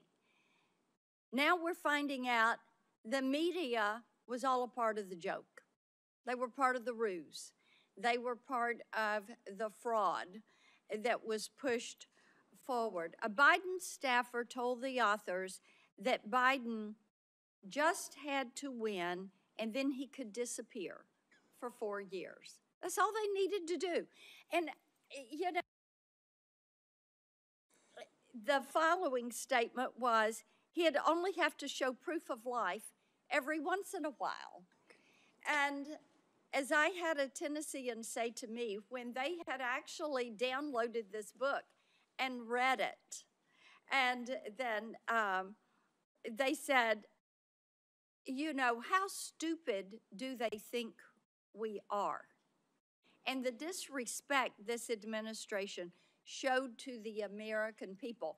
Why is it that the American people appreciate that President Trump goes out and nearly every day is taking questions and answering questions? Is because they have now found out that these staffers were willing to do undemocratic things, as using their term, to keep the president in office, to keep Biden there. They were willing to do undemocratic things, unlawful things. So, Mr. Wold, let's talk about that behavior and how that undermines the faith of Tennesseans and all Americans in our public institutions, because they could see what was happening, but they were being lied to by people in the White House who were probably then running in their office and saying, well, we pulled it off another day. Yeah, Senator, I mean, this is a theme you've talked about for many years, which is the executive branch is enormous. I mean, there are close to 1,000 employees in the executive office of the president. There are nearly 4 million full-time federal employees throughout the 14 departments that the president oversees. Executive power as accountable to the people of this country really manifests in two ways. The power of the president to remove bureaucrats and to fire them, and to affix his signature to official actions that he undertakes. So when the Washington establishment says something to the effect of, well, democracy dies in darkness, yes, it does when there are staffers, the media, cabinet officials, senior advisors to the president who all create a covering sort of shroud of darkness that obscures who is actually making the decisions. And one other thing I'll just say very quickly, a number of your colleagues on the Democrat side have said, well, there's an OLC opinion here. We don't need to talk anymore. There's an OLC opinion. It says you can use the auto pen. The opening paragraph of that OLC opinion says you can use the auto pen, but only when the president directs that you do so under his decision-making power, right? It is very clear again and again that the president actually has to make the decision. That cannot be delegated to a staffer or an advisor. And there's no indication here that anyone other than staff were making these decisions. Thank you, Mr. Chairman. Thank you. Senator Hawley. Thank you, Mr. Chairman. Thanks to all the witnesses for being here. You know, the visual, sometimes it really is true. A picture speaks louder than words. It's worth 1,000 words. And here, all you have to do is look over at this side of the dais to see that the stone wall continues. I mean, from the party that lied to this nation for 4 years, let's just take a look at some of the things that our colleagues said on the Democrat side when their own Justice Department was concluding that Joe Biden, who, let's not forget, illegally took classified documents and kept them in his garage, in his freezer. I mean, Lord knows where. He just certainly didn't know. Their own Justice Department interviewed the guy and concluded he could not form the requisite mental state to stand trial.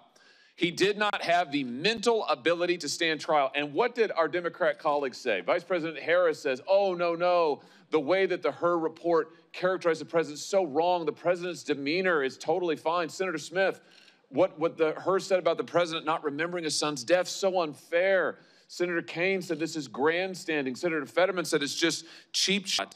You had other senators saying, Senator Ossoff in February of 2024, saying, and I quote, I found the president to be sharp, focused, impressive, formidable, and effective. In June 2024, Congressman Jeffries insists Biden was, and I'm quoting again, incredibly strong, forceful, and decisive. Where are they now? They don't want to answer for any of those quotes now.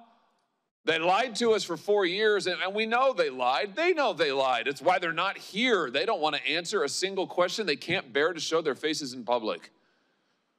And you know what? It's right that they can't do that, because the bill of goods they sold this country, they walked this country right into one of the greatest constitutional crises of our history, And now they are afraid to even show up to admit it. These are people, and this is a party that cannot be trusted with power, that cannot be trusted to tell the truth, the most basic truth. They all changed their tunes after Joe Biden debated President Trump, and the whole world could see he couldn't even form a sentence. That running this guy for president again is a form of elder abuse. My, how they changed their tunes after that. Now they can't even show up in public to talk about it. This is embarrassing. But worse than that, it's dangerous. It is dangerous for this country. Mr. Wold, I want to pick up on something you just said a second ago about the OLC and their opinion as to when an auto pen can be used. Just be clear about this. Auto pen means not signed by the person.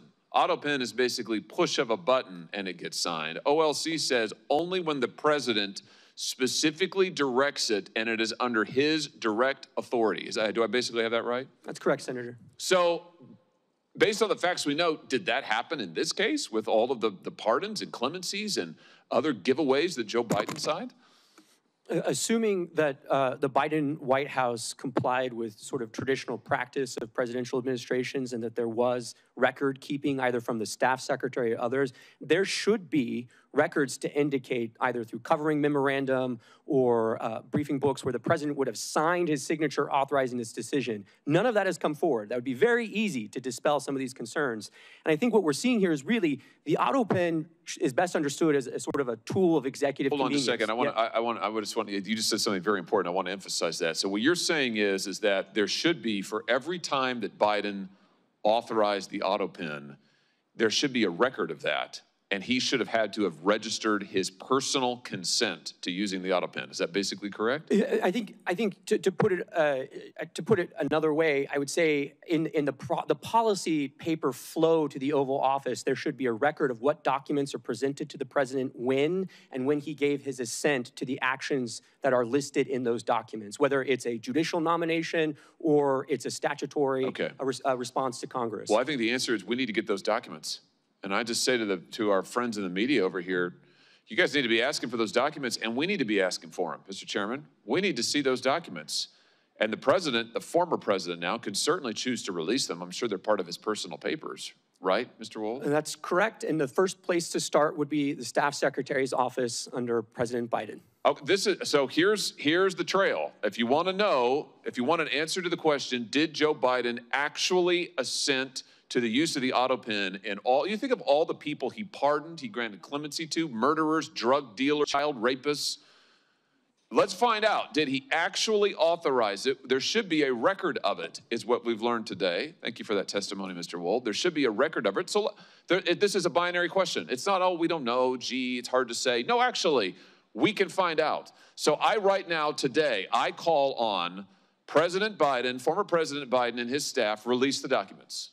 You have them, you know you have them, release them. If what you did is legal, and if you're really not embarrassed about it, and you think it was totally constitutional, release the paper flow. Show us the documents where the president authorized the use of the pen for every single pardon and clemency and stay application. Let's see it. Let's see all of it. And if you won't do it, we should subpoena those documents, and we should find out the truth of who was really running the White House, because I think we can see it was not Joe Biden. Thank you all for being here today. Mr. Wold, thanks for your testimony. Senator Kennedy. Thank you, Mr. Chairman. Gentlemen, I want to try to separate policy and politics for a second. I know it's hard to do around this place, but I thought Senator Cornyn made a very good point in his opening remarks. I think Senator Schmidt made the same point that the policy here is very important. And I want to ask you your opinion on the policy. Professor, tell me briefly, I know you came to talk about auto pens, but tell me briefly about the 25th Amendment. Well, Senator, the 25th Amendment provides the process by which to implement a principle that's in the original Constitution, which is when the president's unable to exercise power, the powers and duties of the presidency, somebody else exercises them, starting with the vice president.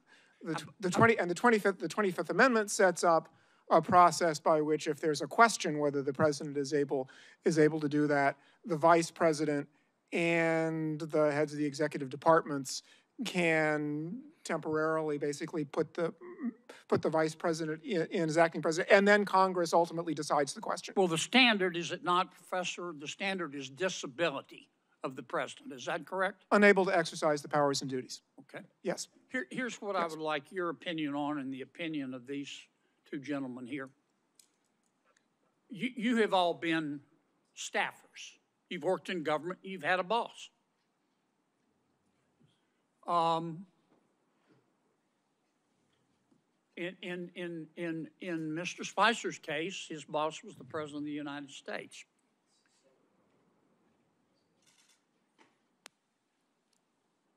Let's suppose the president, you were using your experience as a staffer. You were working for the president, any president. Hypothetically a president. And let's suppose the president started talking like he was from outer space. Let's suppose the president became fatigued very easily. He couldn't finish a sentence without taking a nap. Let's suppose the president, he was just physically in bad shape, mentally and physically. Mentally, he may or may not have, you're not a doctor, neurodegenerative disease, but physically, you could bake a Thanksgiving turkey in the time it takes him to walk across the stage. Do you think, as a member of his staff, what do you think is your moral obligation to say, wait a minute, the president can't do the job anymore? I know you're loyal folks. You believe in your president, this president, whichever president. I'm speaking hypothetically. You're loyal. You want to be a good staffer, but you also have a moral obligation. How do you reach that decision, Professor? And I'll go to each of you. Senator, I think the first thing you would have to do in a situation like that is exercise your own judgment. How serious is this problem? Because everybody has moments when they lose focus, it happens. But if somebody thinks this is a really serious problem, I think the first thing to do is the most difficult, which is to say to the president, because the 25th Amendment also provides that the president can say, I'm unable to exercise the powers and duties of my office. And suppose the president That would be extremely difficult, but I think it should be done. Trust me, I can. And it's clear to you that he has neurodegenerative disease and he can't. What do? Do you have a moral obligation as a staff member to go to the American people and say, we've got a problem here, it may cost me my career? Senator, I think at that point you have an obligation to talk to the vice president, who is in charge of the Section 4 process under the 25th Amendment. What about you, Mr. Wold? You have a moral obligation. I understand you want it to go away, you want to work it out with him, but you can't. When does the staff have a moral obligation to stand up and say he can't be president anymore, or she can't be? Well, Senator, the 25th Amendment only works if individual staffers or officers of the United States exercise that kind of moral judgment. That's what I'm asking you. Yeah, so, I think always, as the professor said, the presidency is an enormous burden, so it would be not one instance, it would have to be several instances of a failure to exercise judgment. How do you make that decision? You're the staffer, I get it. Yeah, well, I think it begins with prayer, of course, but after that, I think it's conversation with other staffers, and if you're unable to confront the president or to raise the issue with the vice president, you should resign. What about you, Mr. Spicer? Do you stand up and do it and tell the truth and run, or do you have a greater obligation to your boss? Well, luckily, I didn't have that problem. But I would say that you have a moral obligation as an American, as a citizen, as a human being. If the leader of the free world cannot conduct themselves to make the decisions that are critical to this country and to the world, you absolutely have a moral obligation to follow the chain of command. And if they don't act, then you must. Do either of you gentlemen disagree with that? Professor? Senator, I think acting means talking to the people who have the responsibility or in a position under the Constitution to do something. You don't with the agree with situation. Mr. Spicer? I'm not, Senator. I'm not sure exactly what he has in mind, other than talking about talking to the people who can make the decision. I'm just trying to ask. You've all been staffers. Suppose you go to everybody you're supposed to go to, and they all say, "My advice to you is to shut up." Do you have a moral obligation as a staffer to say, "Look, this person can't be president of the United States. It isn't policy. He physically can't do it." Senator Kennedy, it's not a question of whether a staffer has that obligation. It's whether you as an American have that obligation, and I think each and every one of us does. Yeah, but you can see it. An American can't. Professor, what do you think? Senator, I think there are situations under which someone in that position should speak publicly, but I also think that the views of a single individual who is not the person who is constitutionally responsible for taking measures should be considered by the public as just the views of of one individual who has some information about the subject. Thank you, Mr. Chairman. Thank you. Senator Tillis. Thank you, Mr. Chairman. Gentlemen, thank you for being here. Actually, the fact that this is in the past kind of reminds me of that scene in Lion King where Rafiki, the andro, hit Simba on the head and said, "Doesn't matter, it's in the past."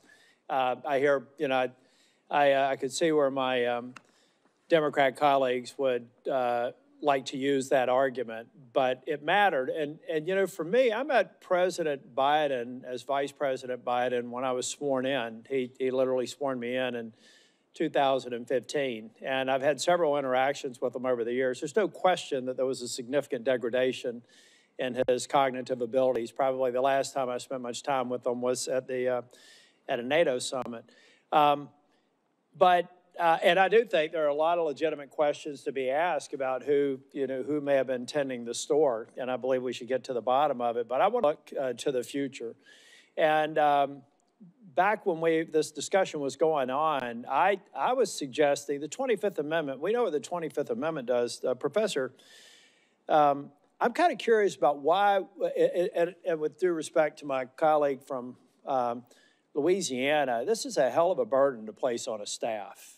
Mr. Spicer, you've been in the White House. Can you imagine how heavy that would be and how unlikely it would be for you to be successful as an individual staff member? But Professor Harrison, I'm thinking more along the lines of what you see in boardrooms all the time about annual evaluations of the CEO or board members. What about the concept of something short of triggering the 25th Amendment, where the cabinet members, hand-selected members of the president, confirmed by the Senate, maybe on an annual basis, have to have an attestation that based on their work with the President of the United States, that he is mentally capable, fit, and the same way that we have boards make those decisions about board directors and CEOs. What would be wrong with some sort of a report or attestation to Congress from the cabinet member saying this man or woman is good to go, and it would be it would be perjury to Congress if they ended up covering up and history proved that. What's wrong with something like that as we're looking forward? Senator, I would be, and maybe I am being unduly protective of the independence of the other two branches, but well, that's sort of why I want to leave it in the. That's why all I want is the cabinet to truthfully attest to the fact that their boss is of sound mind and body, and unless they lie, it's not an issue. Senator, it's an Article 2 responsibility to report to Congress like so many other things. What's wrong with that? I think it would be a very good idea for the president to create a process like that. My concern is the thought of Congress making such a process mandatory, especially in light. Well, I'm trying to figure out the consequence, because arguably, I find it hard to believe that there were members of the cabinet that didn't go, you know what, we love this guy, he appointed us to this position, but he's missing a step. And they're refusing to. This is not about any one person. This is about 340 million people in this country. no one of us should think that we should somehow be given a break if we're missing a step. So all I'm saying is you got to report honestly to Congress that the President of the United States, in your opinion, is absolutely demonstrated sound mind and body. It's like no other testimony. It'd be no different than us having them before the committee and say, is the boss okay? And if they lied, they'd be perjuring themselves. So what's the difference between that and some sort of a pro forma report that I'd be willing to subject the current president to, and then we'd have it for all the future presidents? What would be wrong with that? Senator, again, I think the problem there is the Constitution has created a process for that, and that's the 25th Amendment. Mm-hmm. And that suggests that Congress can't create another process. Now, I do think that the point you're making today is part of the political process that might lead presidents to create a system like that on their own, which might enhance the people's confidence. About to run out of time. Mr. Spicer, what do you think? Senator, the president normally goes under a routine physical every year. In the case of President Biden, it was Dr. O'Connor who affirmatively stated his fitness for office. The doctor is probably the most competent person to attest to the president's fitness for office. The doctor should be held accountable for stating in the affirmative that President Biden was fit for office. Thank you. Thank you, Mr. Chair. Thank you. Senator Cruz. Thank you, Mr. Chairman. The Biden administration may go down in history as the most brazen constitutional fraud in American history.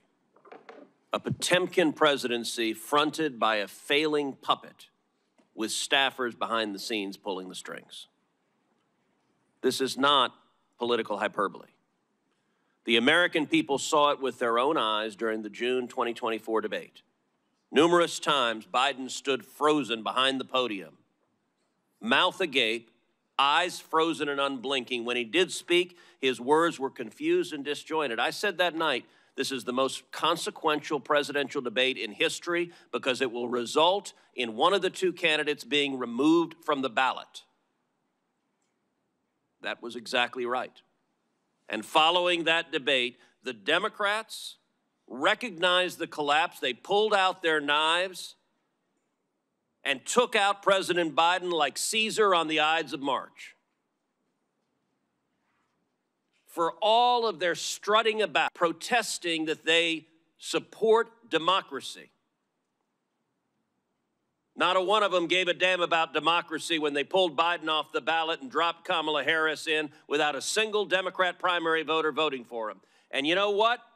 Not a single Democrat is here today because not a single one of them gives a damn about the fact that they lied to the American people for 4 years. They knew. Every one of them knew that Joe Biden was mentally not competent to do the job.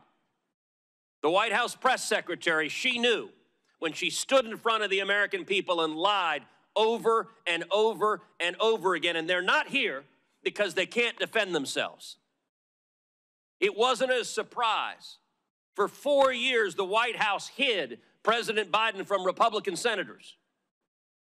Would not let him meet with us. He served 40 years in this body. We all know him.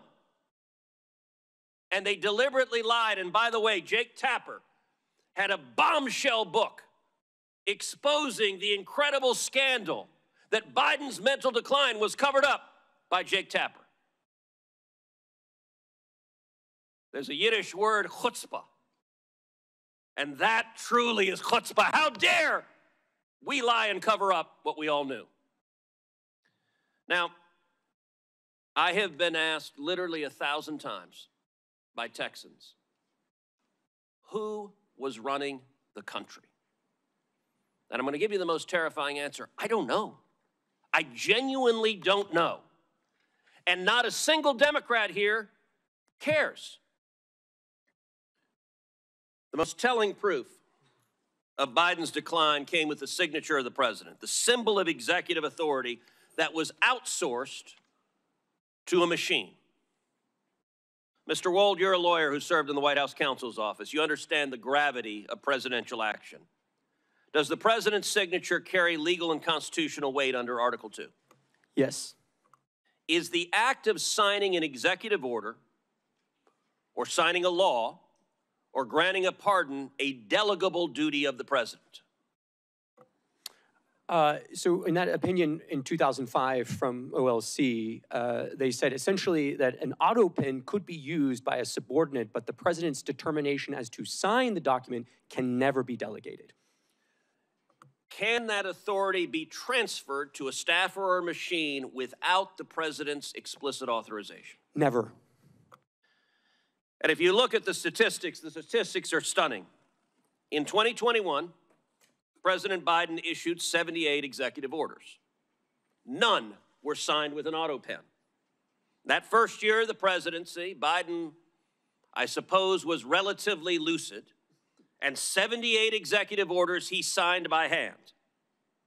The second year, however, we see the auto pen emerge. The first auto pen executive order was issued on July 15th, 2022.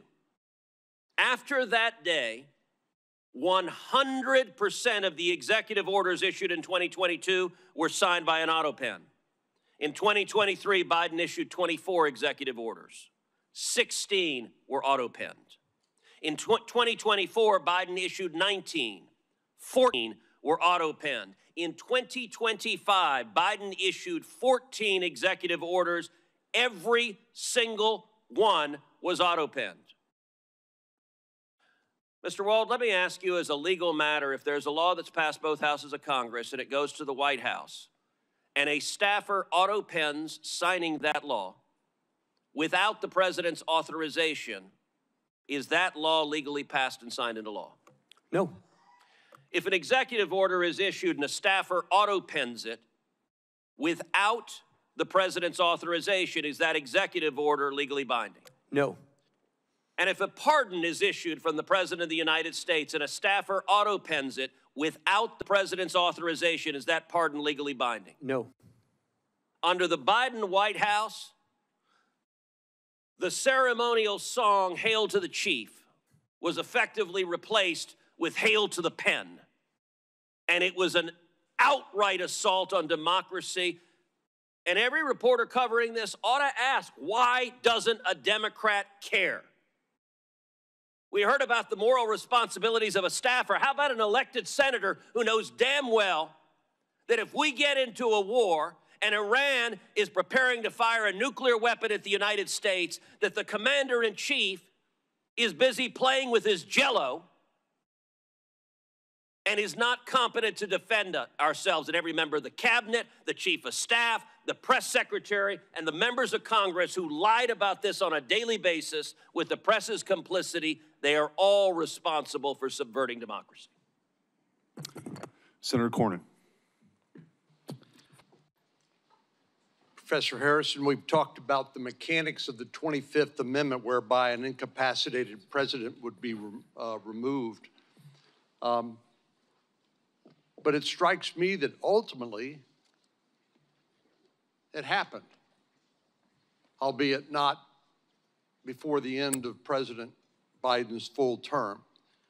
What we saw happen after the disastrous debate in the summer of 2024 is basically an exercise of the powers of the 25th Amendment by the political elites in the Democratic Party to get President Biden not to run again and to substitute Kamala Harris for him as the Democratic nominee for president. So, Mr. Spicer, maybe the mechanics were a little bit different.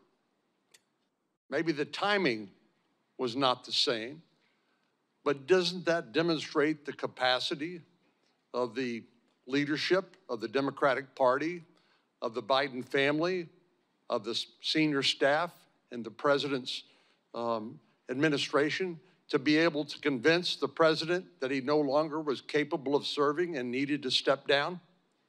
Senator, the left and their friends in the media like to throw around terms like threats to democracy, constitutional crisis.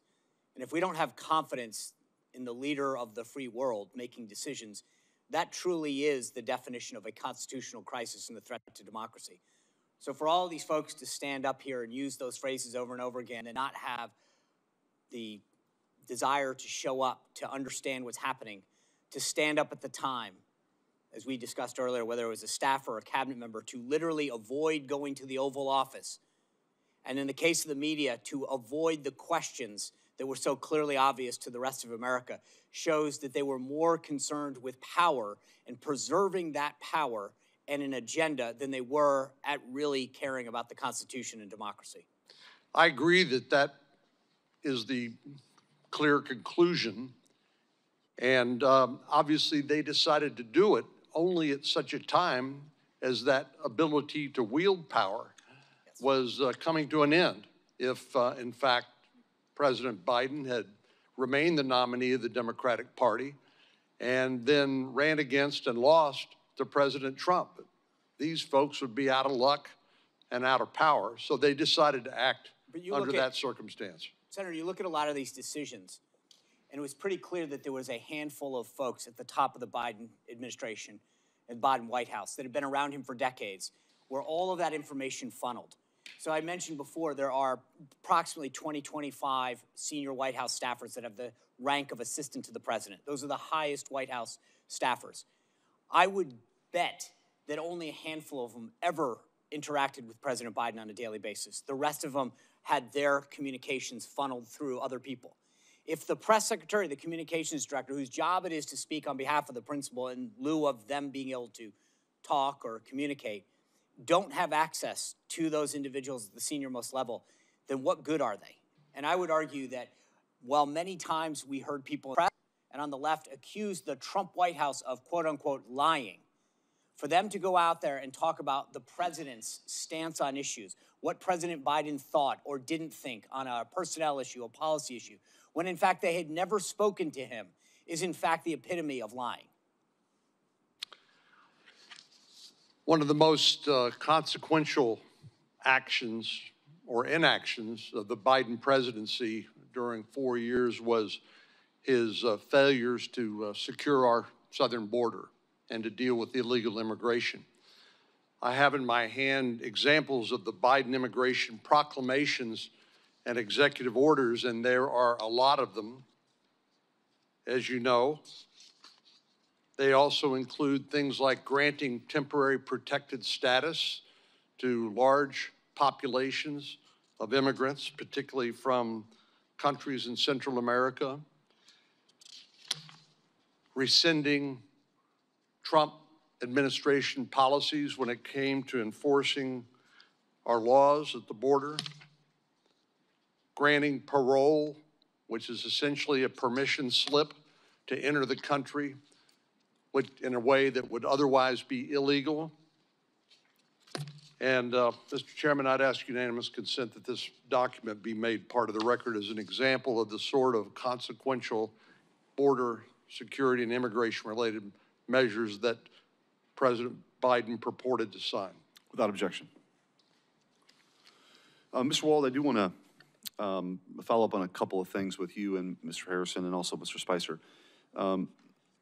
Under the Presidential Powers Act, we could have a special access request, correct, to the archivist to find out what assent was actually given by Joe Biden on the auto pen. Is that your understanding?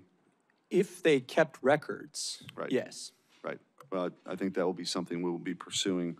Professor Harrison, I wanted to ask you, sort of on the Article 1 branch's role, and I think I understand your concern when you say the president could do something. You're dealing with sort of a separation of powers issue is sort of what I'm reading into that. So the Article 1 branch can impeach for high crimes and misdemeanors. Should the Constitution be amended, in your view, to deal with this incapacitation? So impeachment would be a vehicle beyond just the 25th Amendment, but impeachment would be a vehicle to deal with these issues. Senator, there's a long-standing question about whether impeachment is appropriate for inability. There's been questions right at the beginning of the Republic about a couple of judges who were in very poor shape. Not that they'd committed crimes, they were impeached and removed, and there were doubts as to whether impeachment was appropriate for that because there was their problem was age and inability. So you're absolutely right that there's a doubt right now whether the impeachment process, and it goes back a long, long way, whether the impeachment process is a way of dealing with inability as opposed to misconduct. It's clearly primarily directed at misconduct. And I think that if members of Congress are thinking about an additional constitutional amendment, and maybe they should be, they should think both about adapting the impeachment process to inability, which, as I say, right now it's not clear it's properly used in those situations, or creating yet some other political process to deal with presidential inability if lawmakers think that the political process that's in sections 3 and 4 of the 25th Amendment is inadequate. The last thing I'll say, just as a policy matter, and this is not speaking on the legal question, I do think it's important that any decision about presidential inability remain something that's decided by politically accountable people, that it's treated as a political decision. It can't just be a technocratic decision. Mr. Spicer, you've criticized the corporate media and legacy media folks for sort of lying down here or being complicit because of their, whether it's Trump derangement syndrome or whatever the reason was. Who specifically do you think gets a gold star for lying most profusely and just sort of continuing to cover this up over the years? Sir, that would be like a photo finish. There'd be a lot that would probably right there at first place. They're all culpable. I mean, I read some of the headlines to the committee earlier, the Washington Post, CNN, NBC, where they, without evidence, to use their phrase, went after President Trump's physical and mental acuity, and yet failed to ask similar questions of the White House press office publicly. They failed to cover the stories. I don't think that there's a winner. I think they're all losers. Thank you. And then we'll sort of wrap up here with Professor Harrison and Mr. Wold. So moving forward, we mentioned maybe possibly amending the Constitution or further exploring whether incapacitation is an impeachable, if impeachment's a remedy. What other, in your experience, what other things moving forward could be done to make sure that this scenario that we saw play out over the last 4 years never happens again? Senator, I think the most important thing that can be done is something you're doing right now, which is draw public attention to this problem, and so give presidents an incentive to take steps that will reassure the people that they are sound and able to perform their functions. Mr. Wold. I would agree with the professor and just add that there should be some accountability for the staffers and the officers of the United States who acted to conceal and to cover up the president's incapacity from the American people. One other issue that's tied up in sort of this bundle of incapacity, impeachment, is also succession, and that's something so many have written about extensively over the years. We are very blessed that we have never had a double vacancy with the president and the vice president, either because of terror attack or misconduct. That's something that legal scholars have said for many decades, that Congress really has to work on that. And I would add, yes, in fact, that's something you all should take up with some seriousness. May I say spontaneously, yes, please. Okay. Well, I want to thank the witnesses for your testimony here today. Written questions for them may be submitted for the record until June 26th at 5 p.m. And with that, this hearing is adjourned. Thank you.